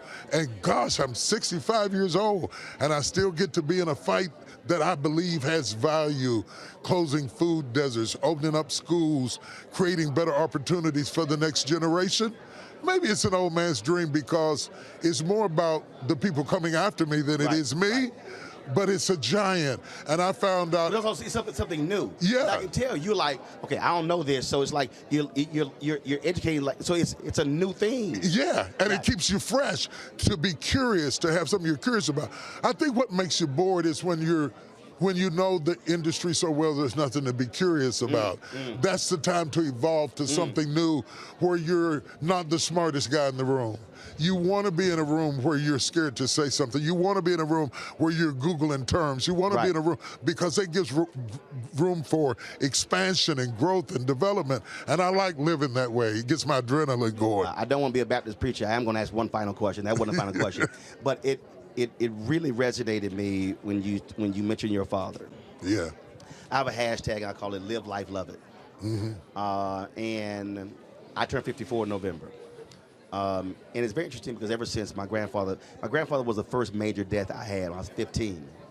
And actually a fear of death kicked in at that point, and it's always been there. But it was what you said, it resonated because you said about watching him die and labor to live gave you life. Yes. And I run into so many people. They be like, man, you out there dancing and partying, having a good time. I said, because I may not be able to dance tomorrow. Right, right. I said, so there's going to be some video of me getting down. Yeah. And I just think that for so many people not understanding that there is no day, no hour, no minute, no second. No. And so having that joy and happiness and living it to the fullest is so essential. And that's what really jumped out when you said that. You know, one of the things that my father told me as he was dying, he said, by the time I figured out what life was all about, it was time to go. That scared me to death. I thought I got to figure it out quicker than that. Right. Because I don't want to figure it out on my deathbed. Right. So I start the zest for life, the zeal for life, and the appreciation for life came through the tears of grief falling down my face. I never thought that a dying father could teach me so much about living, but he did. He really did. It's always good to see you. Thank you. I appreciate it. It's a pleasure, man. Keep handling your business. Thank you. All right, then. Thank y'all. All right, folks, always glad to see Bishop T.D. Jakes. Coming up next on Roland Martin Unfiltered, I talked with Angela Yee. She recently left the Breakfast Club. She's launching her own midday show on iHeartRadio. Folks, she's doing some amazing things. I think you're going to enjoy my conversation with Angela Yee. That is next right here on Roland Martin Unfiltered, broadcasting live from the Global Hope Forum in Atlanta on the Black Star Network. We'll be right back. On the next Get Wealthy with me, Deborah Owens, America's Wealth Coach, inflation is on the rise. Interest rates are high. Can you still thrive during these uncertain times? On the next Get Wealthy, you're gonna meet a woman who's done just that, living proof of what you need to do to flourish during these uncertain times. These are times where you take advantage of what's going on. This is how people get rich or richer. That's right here on Get Wealthy, only on Black Star Network. This is Judge Mathis. What's going on, everybody? It's your boy, Mac Wild. Hey, what's up, y'all? It's your boy, Jacob Lattimore, and you're now watching Roland Martin right now. Yee.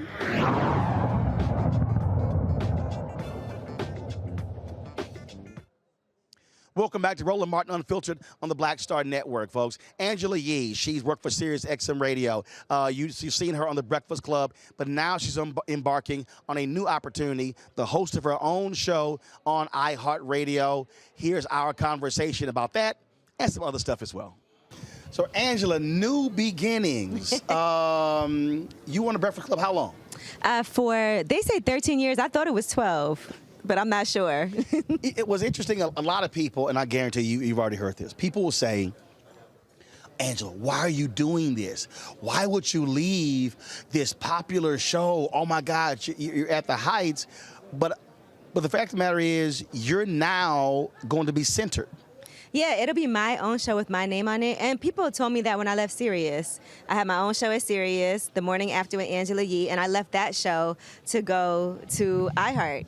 And people told me, why are you leaving a successful show where you're the main person? It's not going to work. So I feel like a lot of times you have to go with what you want to do, what's in your heart, what's in your gut. If you start listening to what everybody else has to say and second-guessing yourself and thinking too hard, I'm a big fan of just, I want to do something, let's go for it. But also, most people also, I was having this conversation with Major, and I told him, I said, the two words that I've always had in my career, I mean, from the beginning, were freedom and flexibility. Mm-hmm.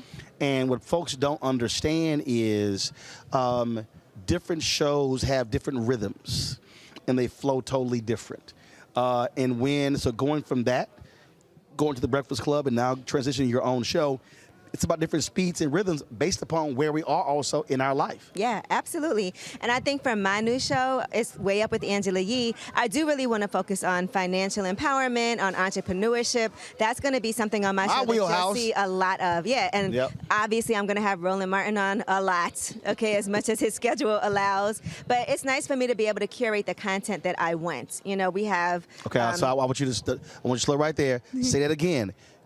curating the content because people don't understand what that means. Right, because right now I'm on a show, well, I was on a show, and there's 3 of us, and so everybody has different things that's important to them, different agendas, and for myself, I have my own thing that I want to do, and there's things that I might feel like are important to me as a black woman, and say this is what I want to do. But for them, because they're men, they may not understand it. Absolutely. And I'm not even saying that in a negative way. It's just there's things that they want to do that I might not really understand. When Meghan and Harry got married, no, seriously, my producer came to me and he said, we really should go big on this, and I was like, no, and he goes, Roland, the women in the office are discussing it. I was like, well, they can get their own show.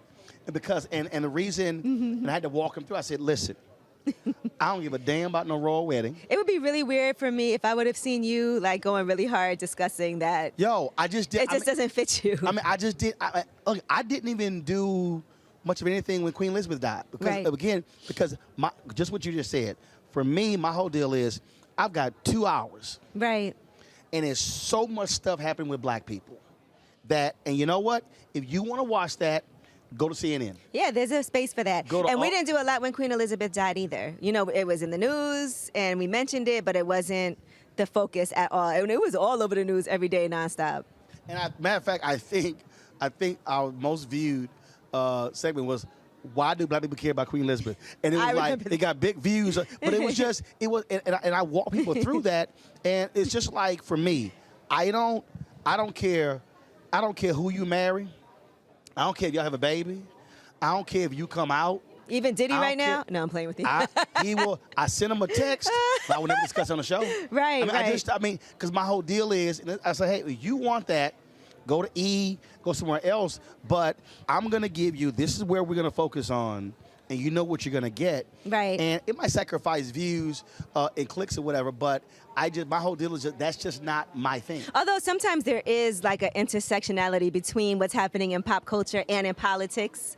Right, but it has to... It has to make sense for you. Like you would cover Dave Chappelle talking about Herschel Walker on his SNL intro speech. I feel like that's something because that was interesting, or why people like Trump. So I did a whole hour after the Chris Rock Will Smith deal. Yep. But I wanted to do it totally different than I knew how everybody else was going to do it. Exactly. And also because I know both of them. Mm-hmm. So my approach to, if it is pop culture, I try to do it differently than how I'm not doing salacious because I just don't care. It's so much of that, and I think we get so much of that information, which is why we were talking about my last appearance. Like, I was still just blown away how people were responding. They were like, yo, we were getting the real. And it's just like, I always was like, we need Roland up here more often. Because I honestly love the fact that you can say, look, where are the facts? We can say they said this, they said that, and that's happening all over. But what are the actual facts? And that's important, and that's something people need to get to. Where can I see, or where can I hear this information firsthand from where it came from? And I can go look online and see what's actually happening in the government. So you can critique things all you want, and we should, but make sure you're critiquing that with actual facts. I remember on social media when it blew up, Angela Yee's out of the Breakfast Club. First thing I did, text, you leaving? And again, so my whole deal is always, I'm gonna check on it first versus just running with it, because so many people just run with stuff all the time when somebody dies or something else. Everybody wants to be first too. Everybody wants to be the first to report something. So I want to ask you, do people... Be the first, but be right. Do people ever get mad at you for anything like that you report? Because you do know people and you reach out to people, and not necessarily that it's a friendship, but has anyone ever been like really irate about something? Ooh, I'm trying to think. And do you sometimes have to hold back because of your relationships? No, I don't. I'm trying to think. I mean, there have been people who have been upset with when I went off on Revolt when they got the death of Bismarcky wrong. Oh, right. Never be on Revolt again. Did he find out later? But we were fine because I came. And here's the whole deal. I'm gonna come back at you. Right. And because me was about a standard thing. And it's the same thing. Like, yo, get it right. Because for me, I also it's even extra for me with black media. Right. Because people are trusting us. And when we get it wrong, I'm like, no, we got to get that thing right. But I would say I've had people who are ticked off if I might go hard in my commentary. But I also but they also have to understand, it ain't personal. My philosophy is very simple.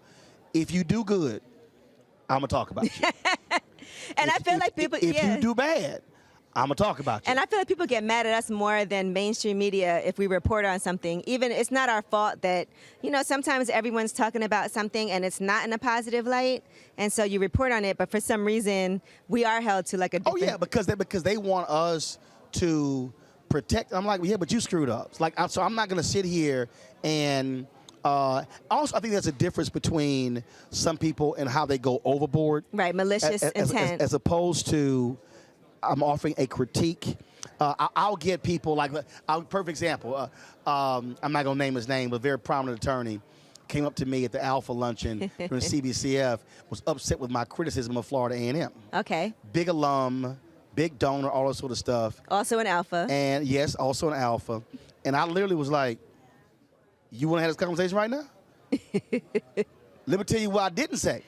And so after about 15 minutes later, he was like, okay, Roland, okay. You got it. And my whole deal was like, bruh, don't roll up on me mad. And I'm like, what did I say was wrong? Yeah, but did you have to put it out there? Yes. Right. And, Roland, for you, I feel like you've always had a really strong opinion on things. And I love watching your show and listening to you speak. But I also feel like because of that, you get a lot of hate from the other side, too. Oh, yeah. Oh. Does that ever affect you? No, it doesn't affect me. Because the reality is, look, I went to communications high school. I've been writing commentaries since I was 17. So I've been getting hate since I was 17. Right. I worked for the local nuppaper in college.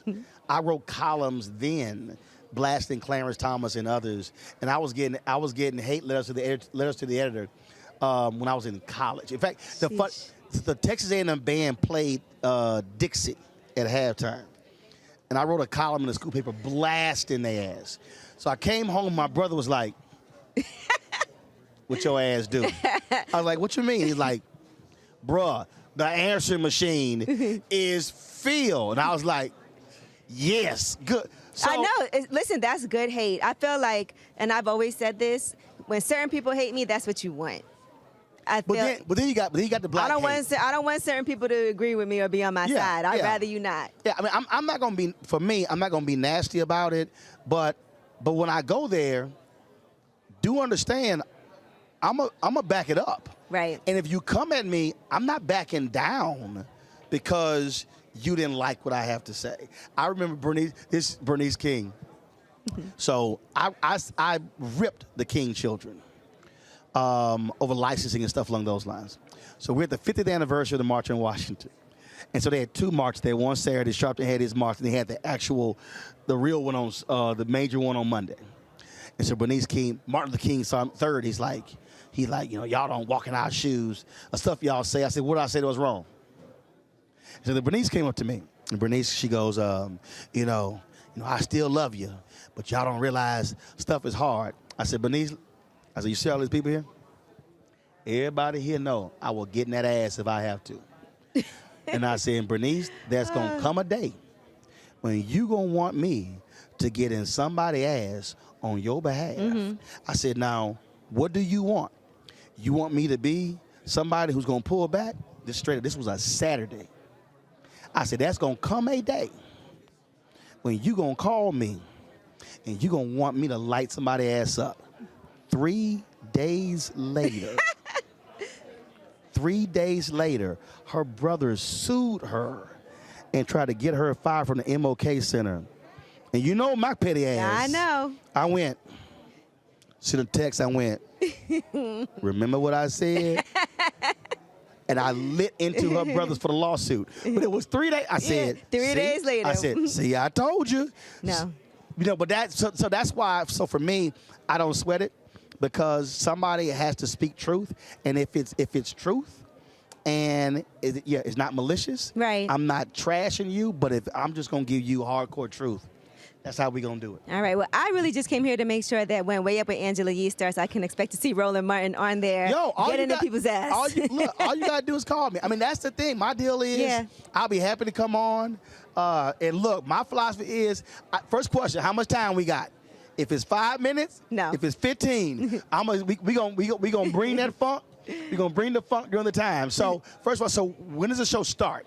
So the show is going to be first, before we syndicate it nationally, it'll be in New York for 2 weeks. Got so it. January 17th, 2 weeks in New York. It's and a then morning show, or it's is it from 10 to 2, right after the Breakfast midday Club. show? Gotcha. Yes. And it'll be a podcast as well. So Gotcha. just the same way all the shows are now available on podcasts and iHeart, Cool. which is how a lot of people listen. Yep. That's why they're building out this slot the way that they are. Got it. And so it'll be on nationally after that, starting Awesome. the 30th. Now I gotta ask you this here, because I crack up. I literally crack up every time I see one of these damn clips. So how did your podcast go to become the freakiest podcast in the land? Because I'm telling you, when I see a clip, I'm like, Lord, they done lost. Well, wait till their- tomorrow when you see Glorilla. Oh Lord, because wasn't AJ on your podcast? Oh, yes, she was. AJ Johnson. Mm-hmm.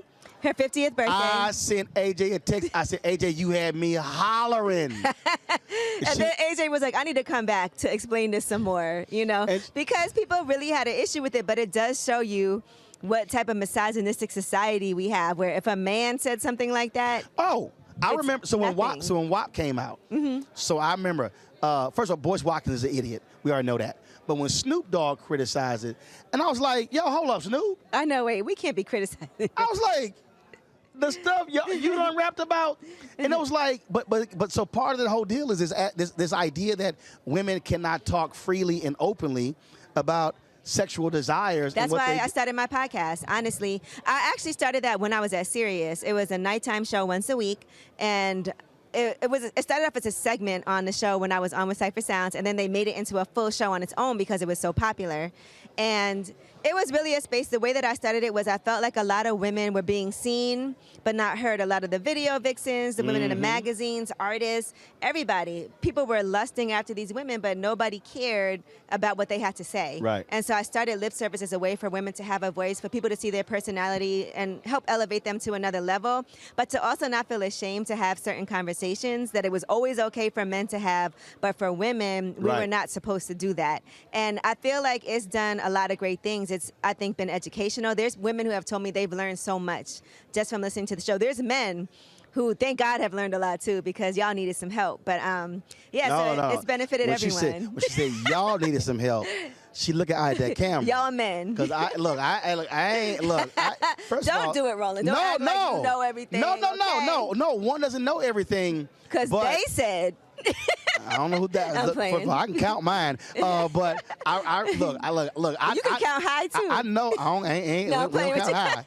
I remember I was in college, and his older sister was like, I can teach you a few things now because me being a reporter. She's about 6-7 years older than me. I said, hold on. Went to my bag, got my reporter's notepad. I was like, teach me. I said, I take copious notes. Yes, I did. I was like, oh, you want to be smart with me? I'm like, okay, yeah, I got you. Oh, yeah, we take copious notes. And here we are now. Well, looking forward to it. Again, it is something that is awesome and liberating when you're sitting in this driver's chair. Yes. And you get to, or as what's my man, Eddie Glaude was on my show. And he was like, this is jazz. He said, watching you is like watching Miles Davis. So when you're conducting, that's what other people don't understand. Successful shows really are about you conducting. Right. It's not you driving. It's really bringing in other characters and conducting the whole flow and just making it pop. Right. Well, I'm really looking forward to it. I have like 1,000 different things that I already have planned that I want to do. You are included in those plans. And well, all you got to do is hit me. And I ain't that person. You got to call me a week in advance. You could be like, yo, can you come on in an hour? All right, I'll be up. But thank God it's a midday because I don't really wake up till about 9. Okay, so perfect. That works perfectly because that early morning stuff, I don't know how in the hell I did. Listen, I don't know how I did it as long as I did. I am not a morning person. I did that for 19 years of mornings. And are you a morning person or night person? No, I am not. I'm the same way. I am not a morning person. I mean, you hit me at 2 o'clock in the morning, I'm like, yo, what up? Oh, no. Oh, you like, not me. You like, I ain't that much of a night person. I get 8 o'clock is good. Oh. 8 a.m. I'm saying. I wake up, like, if I could wake up every morning at 8 a.m., perfect. Nah, give me about. But I get up earlier than that. Give me about 10:30, I'm good. Because I don't go to bed until 5 o'clock, so. Oh, no, not me. Okay. All right, darling. It was good to see you. Well, good to see you luck. too, I Roland. cannot wait for it to drop. You will be at that launch party, too, because we need your dancing skills. Well, you know, I ain't, you know. I do got blue suede shoes on, and they not for Elvis. So, good to see you, darling. You too. Thank you. I appreciate it. Was always glad to see Angela, and trust me, I look forward to being a regular on her show on iHeartRadio. All right, folks, got to go to a break, pay some bills, and we come back. Motivational speaker and entrepreneur Willie Jolly is going to drop some pearls of wisdom for us. Trust me, you don't want to miss the second half of this second hour. Don't forget, support us in what we do, folks, and that is join our Bring the Funk fan club. Also, download our app. You can download the Black Star Network app, Apple phone, Android phone, Apple TV, Android TV, Roku, Amazon Fire TV, Xbox One, Samsung Smart TV. You can, of course, also get our join our Bring the Funk fan club. Your dollars make it possible for us to travel and do this show all across the country. So send your check and money order to P.O. Box 57196, Washington, D.C., 20037-0196. The Cash App is $RM Unfiltered. PayPal is R Martin Unfiltered. Venmo is RM Unfiltered. Zelle is Roland at RolandSMartin.com. Roland at RolandMartinUnfiltered.com. And, of course, get a copy of my book, White Fear, How the Browning of America is Making White Folks Lose Their Minds. It's available at all bookstores, Amazon, Barnes & Noble. Download your copy on Audible. Folks, and also, if y'all watching on YouTube, hit the like button. We should be at 1,500 likes every single day. Hit the like button, folks, because it helps us with our algorithm. So I appreciate that. We'll be right back. On the next A Balanced Life with me, Dr. Jackie, 'tis the season, tree trimming, party going, and gift giving. And I don't know about you, but for me, sometimes it can be overwhelming, and sometimes it's just downright exhausting. Surviving the holiday season, we've got tips for you for staying sane, solvent, striving, and thriving, and sometimes keeping a little money in your pocket. 2 things just out of the gate: set boundaries and set a budget. On a next A Balanced Life right here on Black Star Network with me, Dr. Jackie.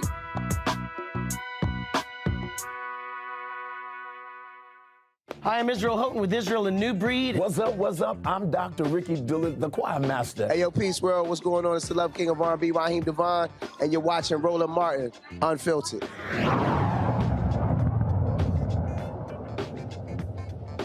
Welcome back to Roland Martin Unfiltered, broadcasting from the Global Hope Forum here in Atlanta. Folks, Willie Jolly, you've seen him on my show many times. He is an amazing speaker, always lots of energy, always positive. And we really talked about how we need to be intentional in changing our mindset in the black community. Here is part 1 of my conversation with Willie Jolly. Willie, how you doing, Doc? I'm incredible, Roland. It's good to see you. Man, so I'm a bit perturbed. Here's why. You know, I've had a lot of people, not just here, but a lot of places I've been recently. They come up to me and they say, I got a podcast, or I want to do a show with you, and I've been doing it about 6 months, but I can't get on a major platform. And I look at them and I try not to cuss them out, but I literally have to explain to folk it wasn't designed to be easy. No, it's not. And I tell them, I was like, y'all, this didn't just happen. That's right. I mean, even like I've even tried to walk people through just these light panels aren't the light panels we started with. That's right. We didn't have a step and repeat when we started. That's right. We didn't have these pop-up or these chairs. We didn't have those C300 cameras. Right. We had 2 levels below. None of. I'm like, y'all, and so it literally drives me crazy when folk today just think it's just they just gonna wake up and you're just going to be large and in charge. Right. It's a process that they don't understand, because it looks easy, because when you do it well like you do it, and they think Well, it's easy. They just get up in front of a mic and they talk, and people will give them money, and it's not that way. I started at XM 16 years ago, and I had tried for 2 years to get on and couldn't, and I got in on a back door, and then here's the key. You got to make it a commitment to excellence. Right. The key is a commitment to excellence, right, and to be willing to do the uncomfortable in order to get to do the comfortable. And that's the thing that, I say, I'll have folk, especially a lot of young folk, yeah, say, I want to do what you do. Yes. And then my response is, but do you want to do what I do? Or do what you had to do to get to do what you. But even still, do you want to do what I do? Okay. Do you want to actually do that work? Do you want to carry that equipment? Do you want to?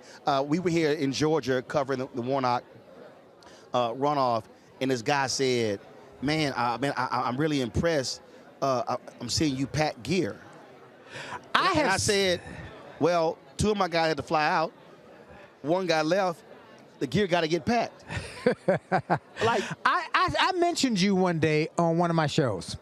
I said the secret to success is when you are willing to do the grunt work to make sure your operation. I mentioned you. I said I saw Roland one day at Freedom Plaza.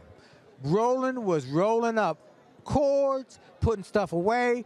It was hot day. He was working. We gave each other a hug, and he went back to work. I saw Miss Virginia Ali at Ben's Chili Bowl, busting the tables, 90 years old. Right. Still busting tables. And I said, Miss Ali, no, I got it. That's how you get to where it is. So what I want to encourage people to do is this. I got a new book coming out called Rich is Good, Wealthy is Better. And in that, I'm talking to people about the fact that there are levels of thinking that you must grow. There are 5 levels of money that we think about. We got the indigent who think day to day, give me enough money to eat today, and they got a cardboard box. You give them some money, and they do that every day. Then you got the poor who think month to month. Did I get my welfare? Did I SNAP? And then they got to do that every month. Then you got the middle class who think year to year. Did I get a cost of living raise? Then you get the rich who tend to think decade to decade, usually in sports. They get a $10 million, $100 million 10-year contract. They balling for 10 years. But what happens after those 10 years if you don't modify? But then you get the wealthy, who are you and Miss Ali, who are willing to do the things that think generationally. And then my goal in this book is to get each level to come up one level, because it'd be too big a gap or jump from the indigent to go to wealthy. But if I can get the indigent to go to 30-day and the 30-day to go to year, that's what we got to get people to do. Raise their thinking. I posted, it was a video or a photo, I can't remember, on Instagram. And I said it was like 3 or 4 o'clock in the morning. I've been up at nights because I was thinking about the 3rd and the 4th quarter of 2023. Right. And how to pay staff. There you go. How to meet payroll. How are we going to do this? How are we going to grow? And so all of a sudden people start texting me, Roland, you okay? You okay? And I said, well, first of all, I said, I'm fine. I said, but I need y'all to understand that's what owners do. That's what they do. I said, I'm not just thinking about, okay, well, what's going to happen in January?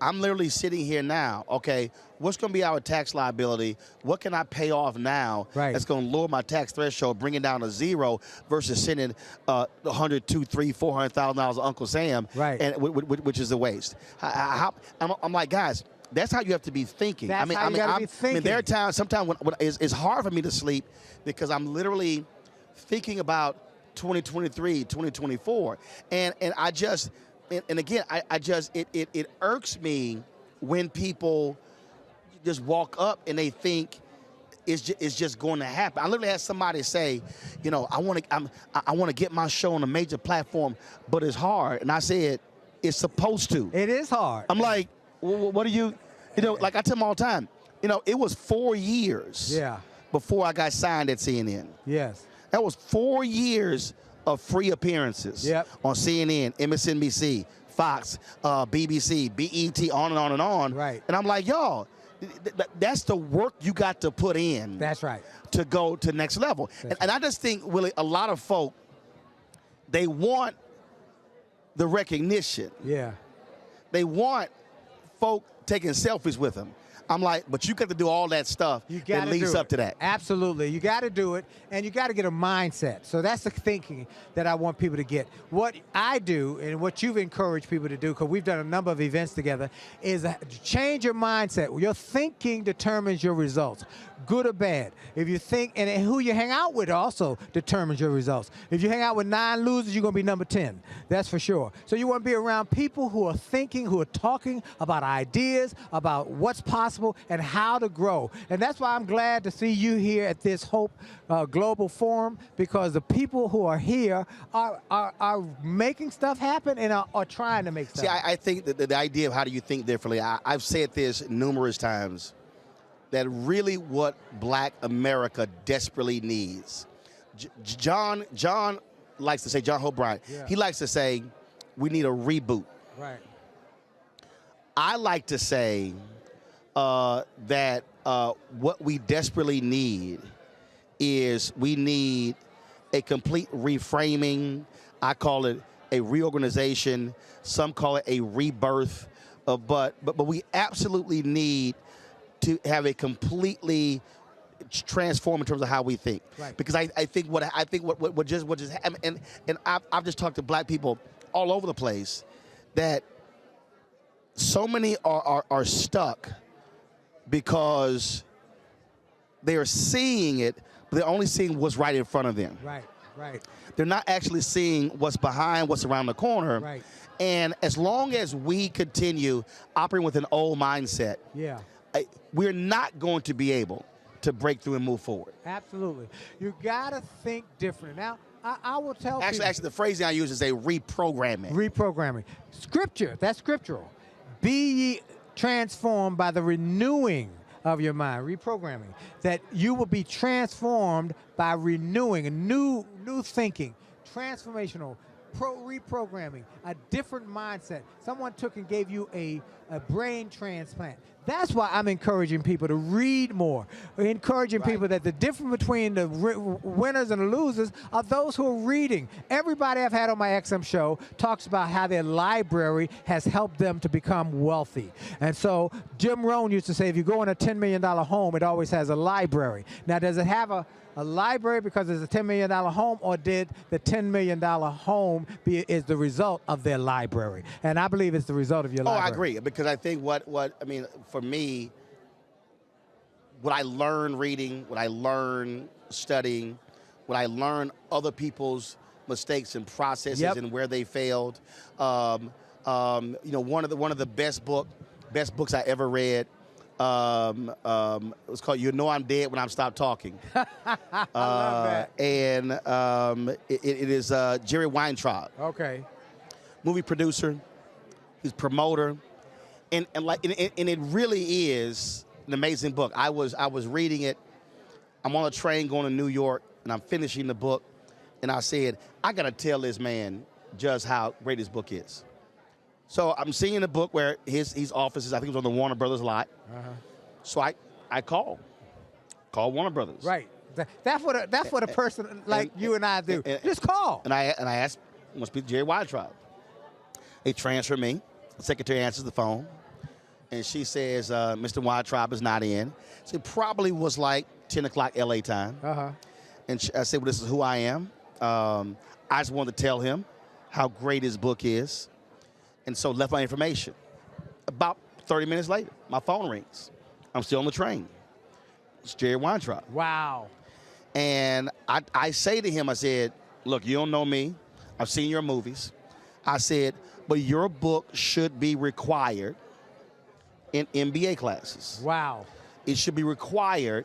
And he was like, oh my God, really? I said, yes. I said, because the thing about reading the book, his whole deal was, I've got to think my way out of a situation. He has this great story where John Denver was a pain in the ass. Okay. And they're on tour, and John Denver is calling, and the tour's going great, but John Denver is just complaining and whining. So Jerry's like, the hell? So he goes, John, everything is going to be fine. He said, I fired, I forgot the name. I think he said, I fired Johnny. Fired Johnny, everything is fine. I forget, it was some other name, but. Right. And so John Denver goes, it was Jimmy. He said, I fired Jimmy. Okay. Jimmy was the problem. John, we're all good. So John Denver goes back, calls the whole crew together. Hey, folks, things are going to be fine. I talked to Jerry. He said he's fired Jimmy. We're moving forward. There was no Jimmy. Jimmy did not exist.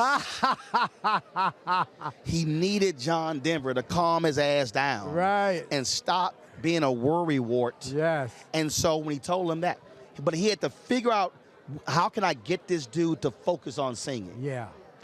And but it was just story after story like that. Wow. And it was so he says to me, he says, hey, well, you ever get to LA? I was like, yeah, I get to LA. He said, well, next time you come to LA, I'm gonna take you to my favorite lunch spot. He said, I never have to pay. I've got items on the menu, and that's what happened. Wow. I sent him an email. He gave me his phone number, gave me his cell, gave me his email. I sent him an email, said, hey, I'm coming to LA. We met at the restaurant, had a 2.5 hour lunch. He signed my book. I gave him my book. Amazing conversation. Wow. I stayed in contact with Jerry until he died. Wow. And I wrote a column in the Rap when he died about that, and they called it Lunch with Jerry. And his family actually invited me to the funeral. Wow. I couldn't make it out, but I run to his son at George Lopez Golf Tournament, Michael Weintraub. But just reading that book. Wow. Just opened my mind just to how he figured I got to figure out a solution. That's right. To this problem. You know, and that's just reading. Just reading. And I'm encouraging everybody who's watching, who's listening, to make a commitment to become a reader. Readers are leaders. And you want to start reading not the Harlequin novels, not the Shades of Grey. I don't read any of that. Nah, I don't read any fiction. No. I read nonfiction because my deal is I need to be able to apply it. Application, you get it, the information, and then you have application, then you have manifestation, and then you have monetization. All right, folks, got to take a break. And when we come back, part 2 of my conversation with Willie Jolly. You can hear him on Sirius XM Radio, book author, you name it. And, man, he is dropping the knowledge. So hold tight 1 second. We'll be back in a couple of minutes right here on Roland Martin Unfiltered on the Black Star Network. When you talk about blackness and what happens in black culture, we're about covering these things that matter to us, speaking to our issues and concerns. This is a genuine people-powered movement. There's a lot of stuff that we're not getting. You get it, and you spread the word. We wish to plead our own cause. Too long have others spoken for us. We cannot tell our own story if we can't pay for it. This is about covering us. Invest in black-owned media. Your dollars matter. We don't have to keep asking them to cover our stuff. So please support us in what we do, folks. We want to hit 2,000 people, $50 this month, raise $100,000. We're behind 100,000, so we want to hit that. Y'all money makes this possible. Check some money orders. Go to P.O. Box 57196, Washington, D.C. 20037-0196. The Cash App is $RM Unfiltered. PayPal is R Martin Unfiltered. Venmo is RM Unfiltered. Zelle is Roland at RolandSMartin.com. It's Kim Whitley. Yo, what's up? This your boy Ice Cube. Hey, yo, Peace World. What's going on? It's the Love King of R&B, Raheem Devon, and you're watching Roland Martin Unfiltered.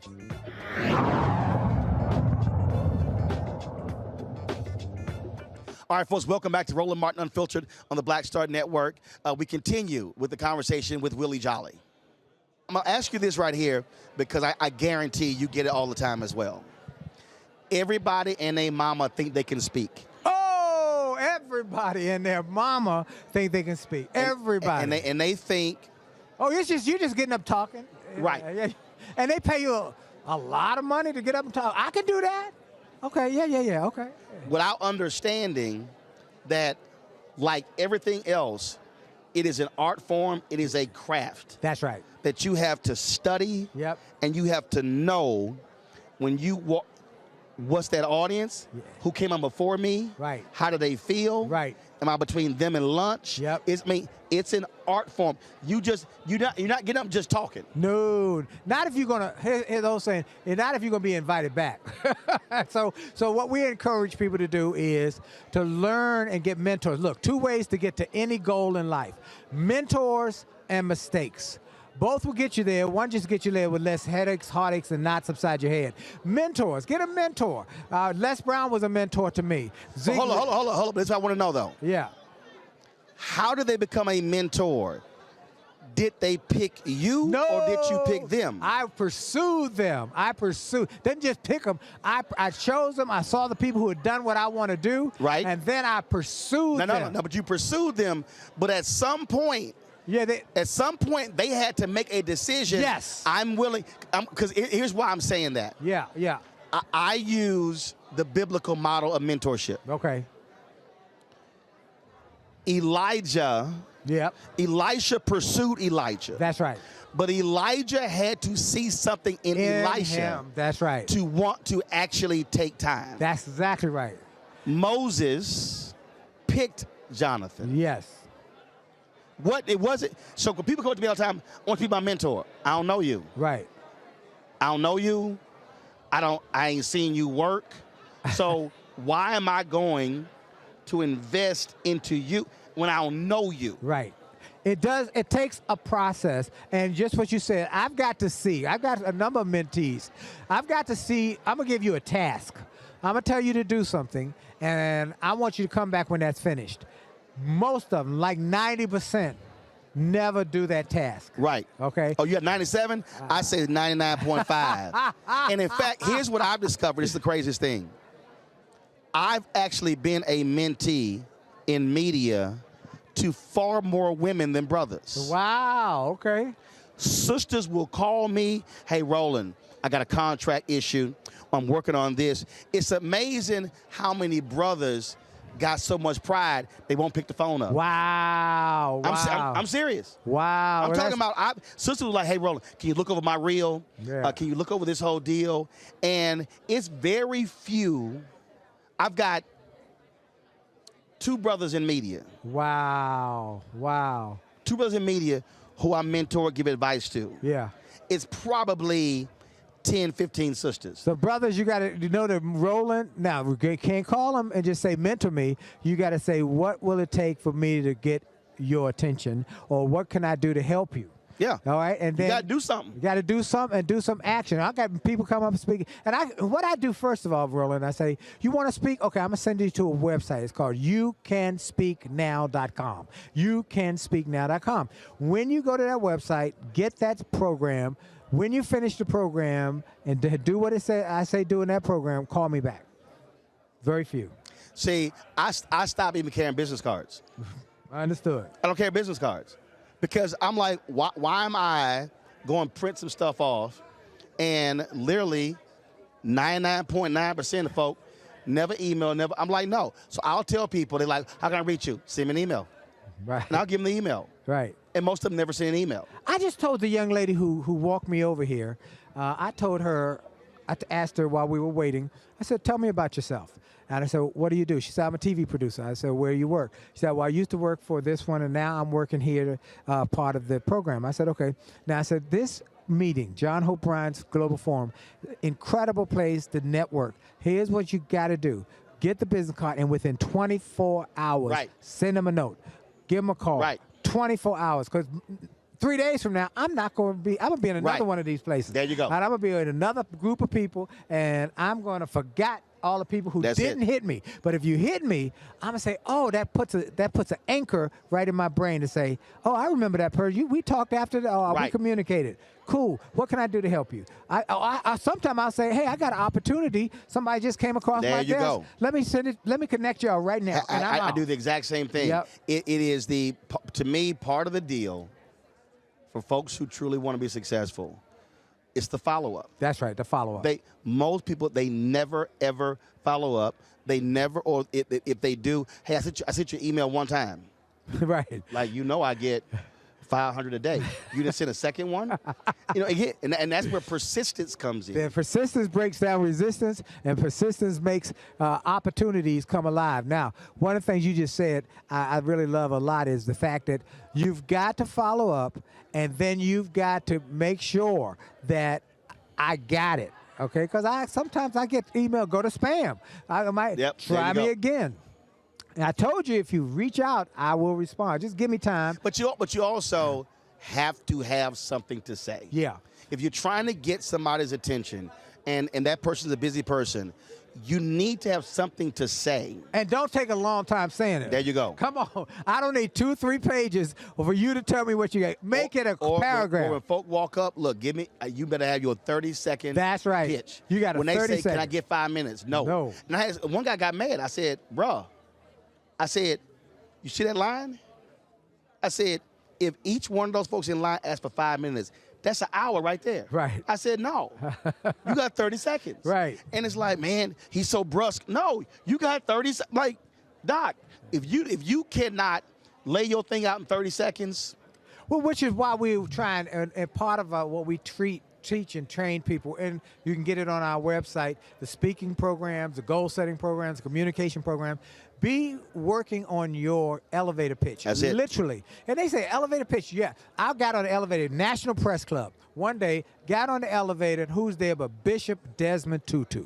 And I said, Bishop Tutu, I'm Dr. Jolly, host of the Willie Jolly Show on Sirius XM, Radio 1, iHeart, and I wrote books. I wrote the book, A Setback, Set Up for a Comeback. I love to be able to help you as you do things to transform South Africa. He said, give me your card. I gave him my card. He said, thank you very much. And he got off the elevator. His door opened. He was out. 6 months later, I was in South Africa. Folks, it makes a difference. Have your 30 seconds. Make it short and tell them what you can do for them. Now, see, for me, because I ain't carrying the business cards, this is what I do. I'm going to email you right now. Yep, there you go. Email. What's your email? I email right then. Right that moment. And then I go, is this it? There you Double go. checking. Boom, clicks in. There you go. But again, I just think that for so many people, they're missing their opportunity. Let me take a moment to do what I do on Sirius XM and say to you, Roland Martin, you've done a phenomenal job. Phenomenal. Of turning setbacks into incredible comeback. I study comeback stories. You know, I wrote the book Setback, Set Up for a Comeback. So you're with CNN for a while. And you're on TV One for a while. Well, I was with TV One while I was at CNN. Okay. Oh, no, I was at TV One before CNN. Okay. I never left. All right, so all those deals ceased at some point in time, but you did not cease your dream, your vision. Tell me how. Well, because it was never a setback. Oh, okay, good. Tell me. So it was never a setback. Okay. The day I so you take TV One. Yeah.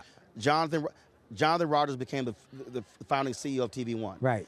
Jonathan calls me when they agreed to the deal. So I knew before the name existed. Okay. Jonathan says, your voice is important. I'm gonna put you on the network. I gotta get this thing off the ground first. So join TV One. I'm doing interstitials. That leads to doing a weekly show. Leads to doing specials. Then leads to a weekly show. We do the weekly show, Watched and Watched for 4 years. And then I knew in 2012 I was ready to host a daily show. I went to Wanya Lucas, who was now the CEO, because Jonathan retired. And I'm like, I'm ready to do it. Then she got moved out. The following year, Alfred Liggins was like, well, hey, we want to launch this daily show. And it was interesting because in our first meeting, he said, hey, I want Sharpton to host the show, but you're going to have a role in it. And I said no. I knew I was ready to be a host. Right. I was not going to be a sidekick. Right. Got it. And that's the point right there. And that was very clear. You made it clear what you wanted and what that was your clear. vision. And he goes, the second meeting, he like, damn, you sure threw cold water on my idea. But I was very clear. Yeah. I totally understood that. And so then we did that show for 4 years.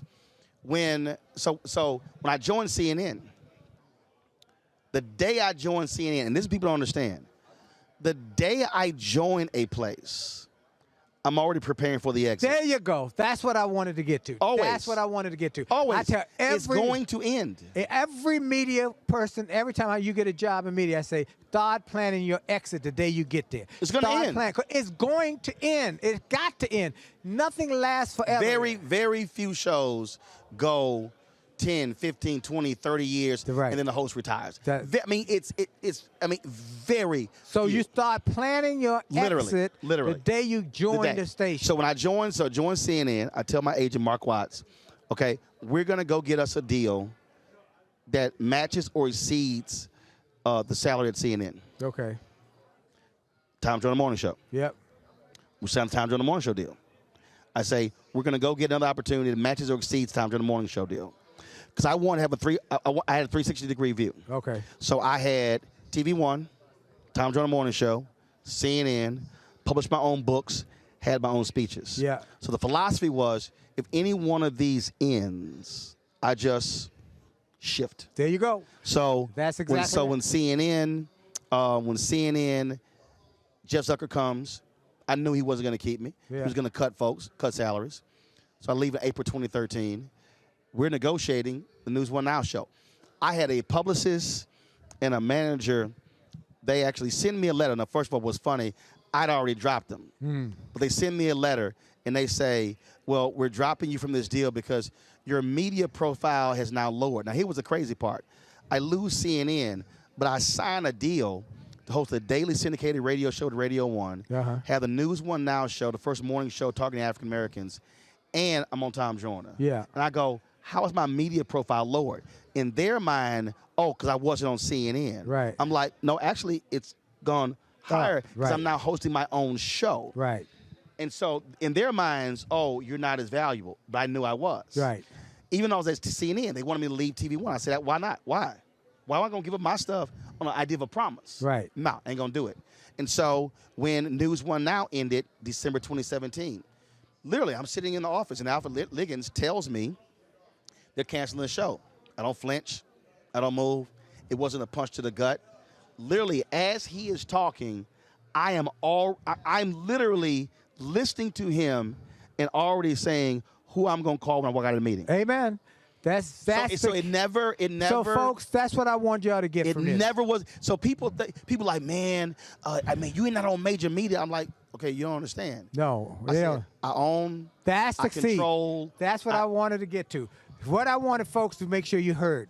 You know, on my XM show, I pull the pearls that drop sometime by the side because you don't hear it. One, he had a plan and he prepared for the inevitable, which was going to happen before it happened. I was acquiring, people don't understand, I was acquiring equipment. There you go. When I was at TV One, I bought my own cameras. Yes. I bought my own switcher. Good. So when it ended, yep, I could do my own productions and didn't have to go out and have to hire crews and rent equipment. Right. So basically, literally, this is what I said. I said when CNN was not going to give me a daily show, go back to mindset. Right. I literally said CNN is now my personal venture capitalist. Love it. The $283,000 I was getting at CNN, I began to acquire my own equipment. There you go. And then the same thing at TV One. Yep. So when the TV One show ended, yes, and they wanted to sign me to a new deal, but they didn't have a plan. Yeah. I walked away from $330,000, and I said, y'all, you don't have a plan what I'm going to be doing. Right. And I already knew it was cheaper for them just to pay me every month and produce nothing. Wow. Wow. Because it happened before. Yeah. So I said, no. I walked away from it. So when I walked away and when we launched, I had enough stuff to launch my show. Yeah. Because when I was there, I was buying stuff, and I was buying stuff piece by piece, piece by piece. That's it. So when it happened, I just shifted right over. So I want everybody to get to shift, to pivot, to think about the new ideas that you can implement when this thing doesn't happen. So I've got Jolly Media, I've got Jolly Publishing, I've got Jolly Music, I've got Jolly Speaking, I've got Jolly Podcasts, and then all of those radio shows through XM, Radio One, iHeart. They license the content from mine. Hold up, stop right there. Now see, somebody watching missed that. Yeah. You own it. I own it. They're licensing it. Yes. They're paying you a licensing fee. Yes. You still own it, which means, which is why I try to explain to people, same thing. When I was at TV One, it was their show. Uh-huh. I was being paid by them. Right. They own the content. Yes. Now I own all the content. Hello. I can now, so if somebody comes to me and they say, man, we want your series Rolling with Roland. Right. Richard Roundtree and Jack A and Bill Duke and Laz Alonso, Michael Eden, all the people you interviewed last year, well, you'll pay me a licensing fee. I'm going to still own the content. I own the content. Which means that not only I can repurpose it. I can repurpose it for any multiple purposes. And we talk about what you said earlier about generational. Yes. My estate will own my content. That's right. This is the same concept as owning your masters. There you go. The estate will. So what I'm encouraging people to do is you think, my wife and I were blessed to sit down and start learning about wealth creation. And we got a trust, not just a will, a trust. And the trust we set was 100-year trust. We put enough resources in there that 100 years from now, we won't touch the corpus. We only let people get, for the next 100 years, dividends from that corpus to get whatever things they got to get. College, and we were very specific. College, home ownership, things that will put no buying stuff that's going to depreciate, only appreciating assets. And if you don't work on your education, you don't get nothing. Now, 100 years from now, there will be money in that trust for some kid to go to college. That's what you're thinking now. The IP, the intellectual property, is what you're talking about, and that's why we got here Roland Martin Unfiltered, and why his gentlemen here have their jackets on. Roland Milton. Well, one of them do. One of them didn't. I had a conversation with Henry earlier. Wear your jacket. I did say your name, Henry Peterson. Got his name on the jacket. I said, wear your jacket at the house. But not be at the house next time. Because when you walk around that jacket, that's branding. That's branding. I'm a new artist in resident at High Point University. Became artist in resident in September. High Point is the fastest growing college in America. The president is Nito Cobain, the wealthiest man I know, the wisest man.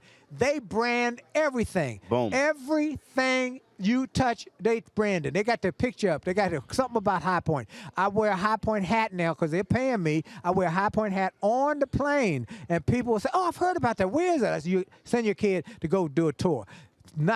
Almost 7 out of 10 people who visit want to go. Branding. So look, folks, we want to build wealth. That's why we are here. That's why we're encouraging people. We want to encourage your mindset. Read. Get around big thinkers. Talk to them. Ask for advice. Ask for 30 seconds. I got 30 seconds. Yes, give me 30 seconds. What you got? If you got some of value, then it'll stretch. Right. I'll say, hey, meet me after this line is over. Here's my number. Call me tonight or whatever. That's how we build wealth in our community. It's just being wise. And now one more thing I do is, often I'll have somebody for one of my books, I need a forward or a quote from a big baller shot caller, and I'll say to them, hey, look, I need a quote. Now, they get 1,000 people want a quote. So what I do is I write a quote. I send it to them and say, would you just put your spin on this, or that work for you? I know you're busy. They appreciate the fact that I took the time to think of, to honor their time. Yeah. So, man, Roland Martin is one of our icons in media because he keeps showing up in multiple variables and verticals, and he keeps showing up with excellence. Folks, excellence, it paves a path for you. It paves a path. People know you by your excellence. Well, and that's what you're doing. Well, I love how you set your piece up. And again, you're thinking, and trust me, somebody's watching, and they're like 100 years without understanding that Rockefellers. Yep.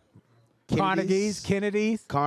Yeah. All of those folks. That's why they have individuals who some of them lost their mind with all the money. Yeah. But part of our again, this whole how we reprogram. One of the biggest problems in Black America is that we keep having to start over every generation. Every 10 years, we got to start over, and it never creates any traction. One more last story. This story I just had on my show, the president of Dale Carnegie Institute. Now, I asked him, man, what's your business model? Oh, we have franchisees. I said, how many franchisees? Oh, in 200 countries. I said, wow, they pay you what, a franchise fee? Yeah. I said, hey, where can I buy stock? He said, you can't. It's owned by the family. How long? There you go. 110 years. Roland That's Martin, it. Willie, you're a gentleman and a always scholar. a pleasure, Doc. All right, I appreciate it. I'm proud of you, man. Proud of you as well. All right, Keep you doing making your it thing. happen. Blessings to everybody. Appreciate it. God bless you. Thank you. All right, folks, great chat there with Willie Jolly. I appreciate him being on the show. And again, let me thank everybody who's been on today's show. Let me thank John Hope Bryant and all his folks with Operation Hope. This is the 6th year we have broadcast from here, and we appreciate them being partners with us on Roland Martin Unfiltered and the Black Star Network. So much, so many things that are going on. And again, we appreciate it. If y'all missed any of this, go to our app, go to our YouTube channel. You can see the previous videos. We live stream the events on Sunday, Monday, and Tuesday. You can check all of that out, folks. Again, we've had a fantastic time here. Lots of great information. It is about empowering us to get better, to go stronger, to do more. And so we certainly appreciate that. And so thank all of you for watching as well. I'll see you guys tomorrow from Atlanta. We're focusing on the Celebration Bowl. We'll be broadcasting live from the World of Coke and also showcasing both teams, North Carolina Central and Jackson State, coming here to Atlanta to participate in this Saturday Celebration Bowl. So I will see y'all tomorrow. And you know how we always end the show? Holla!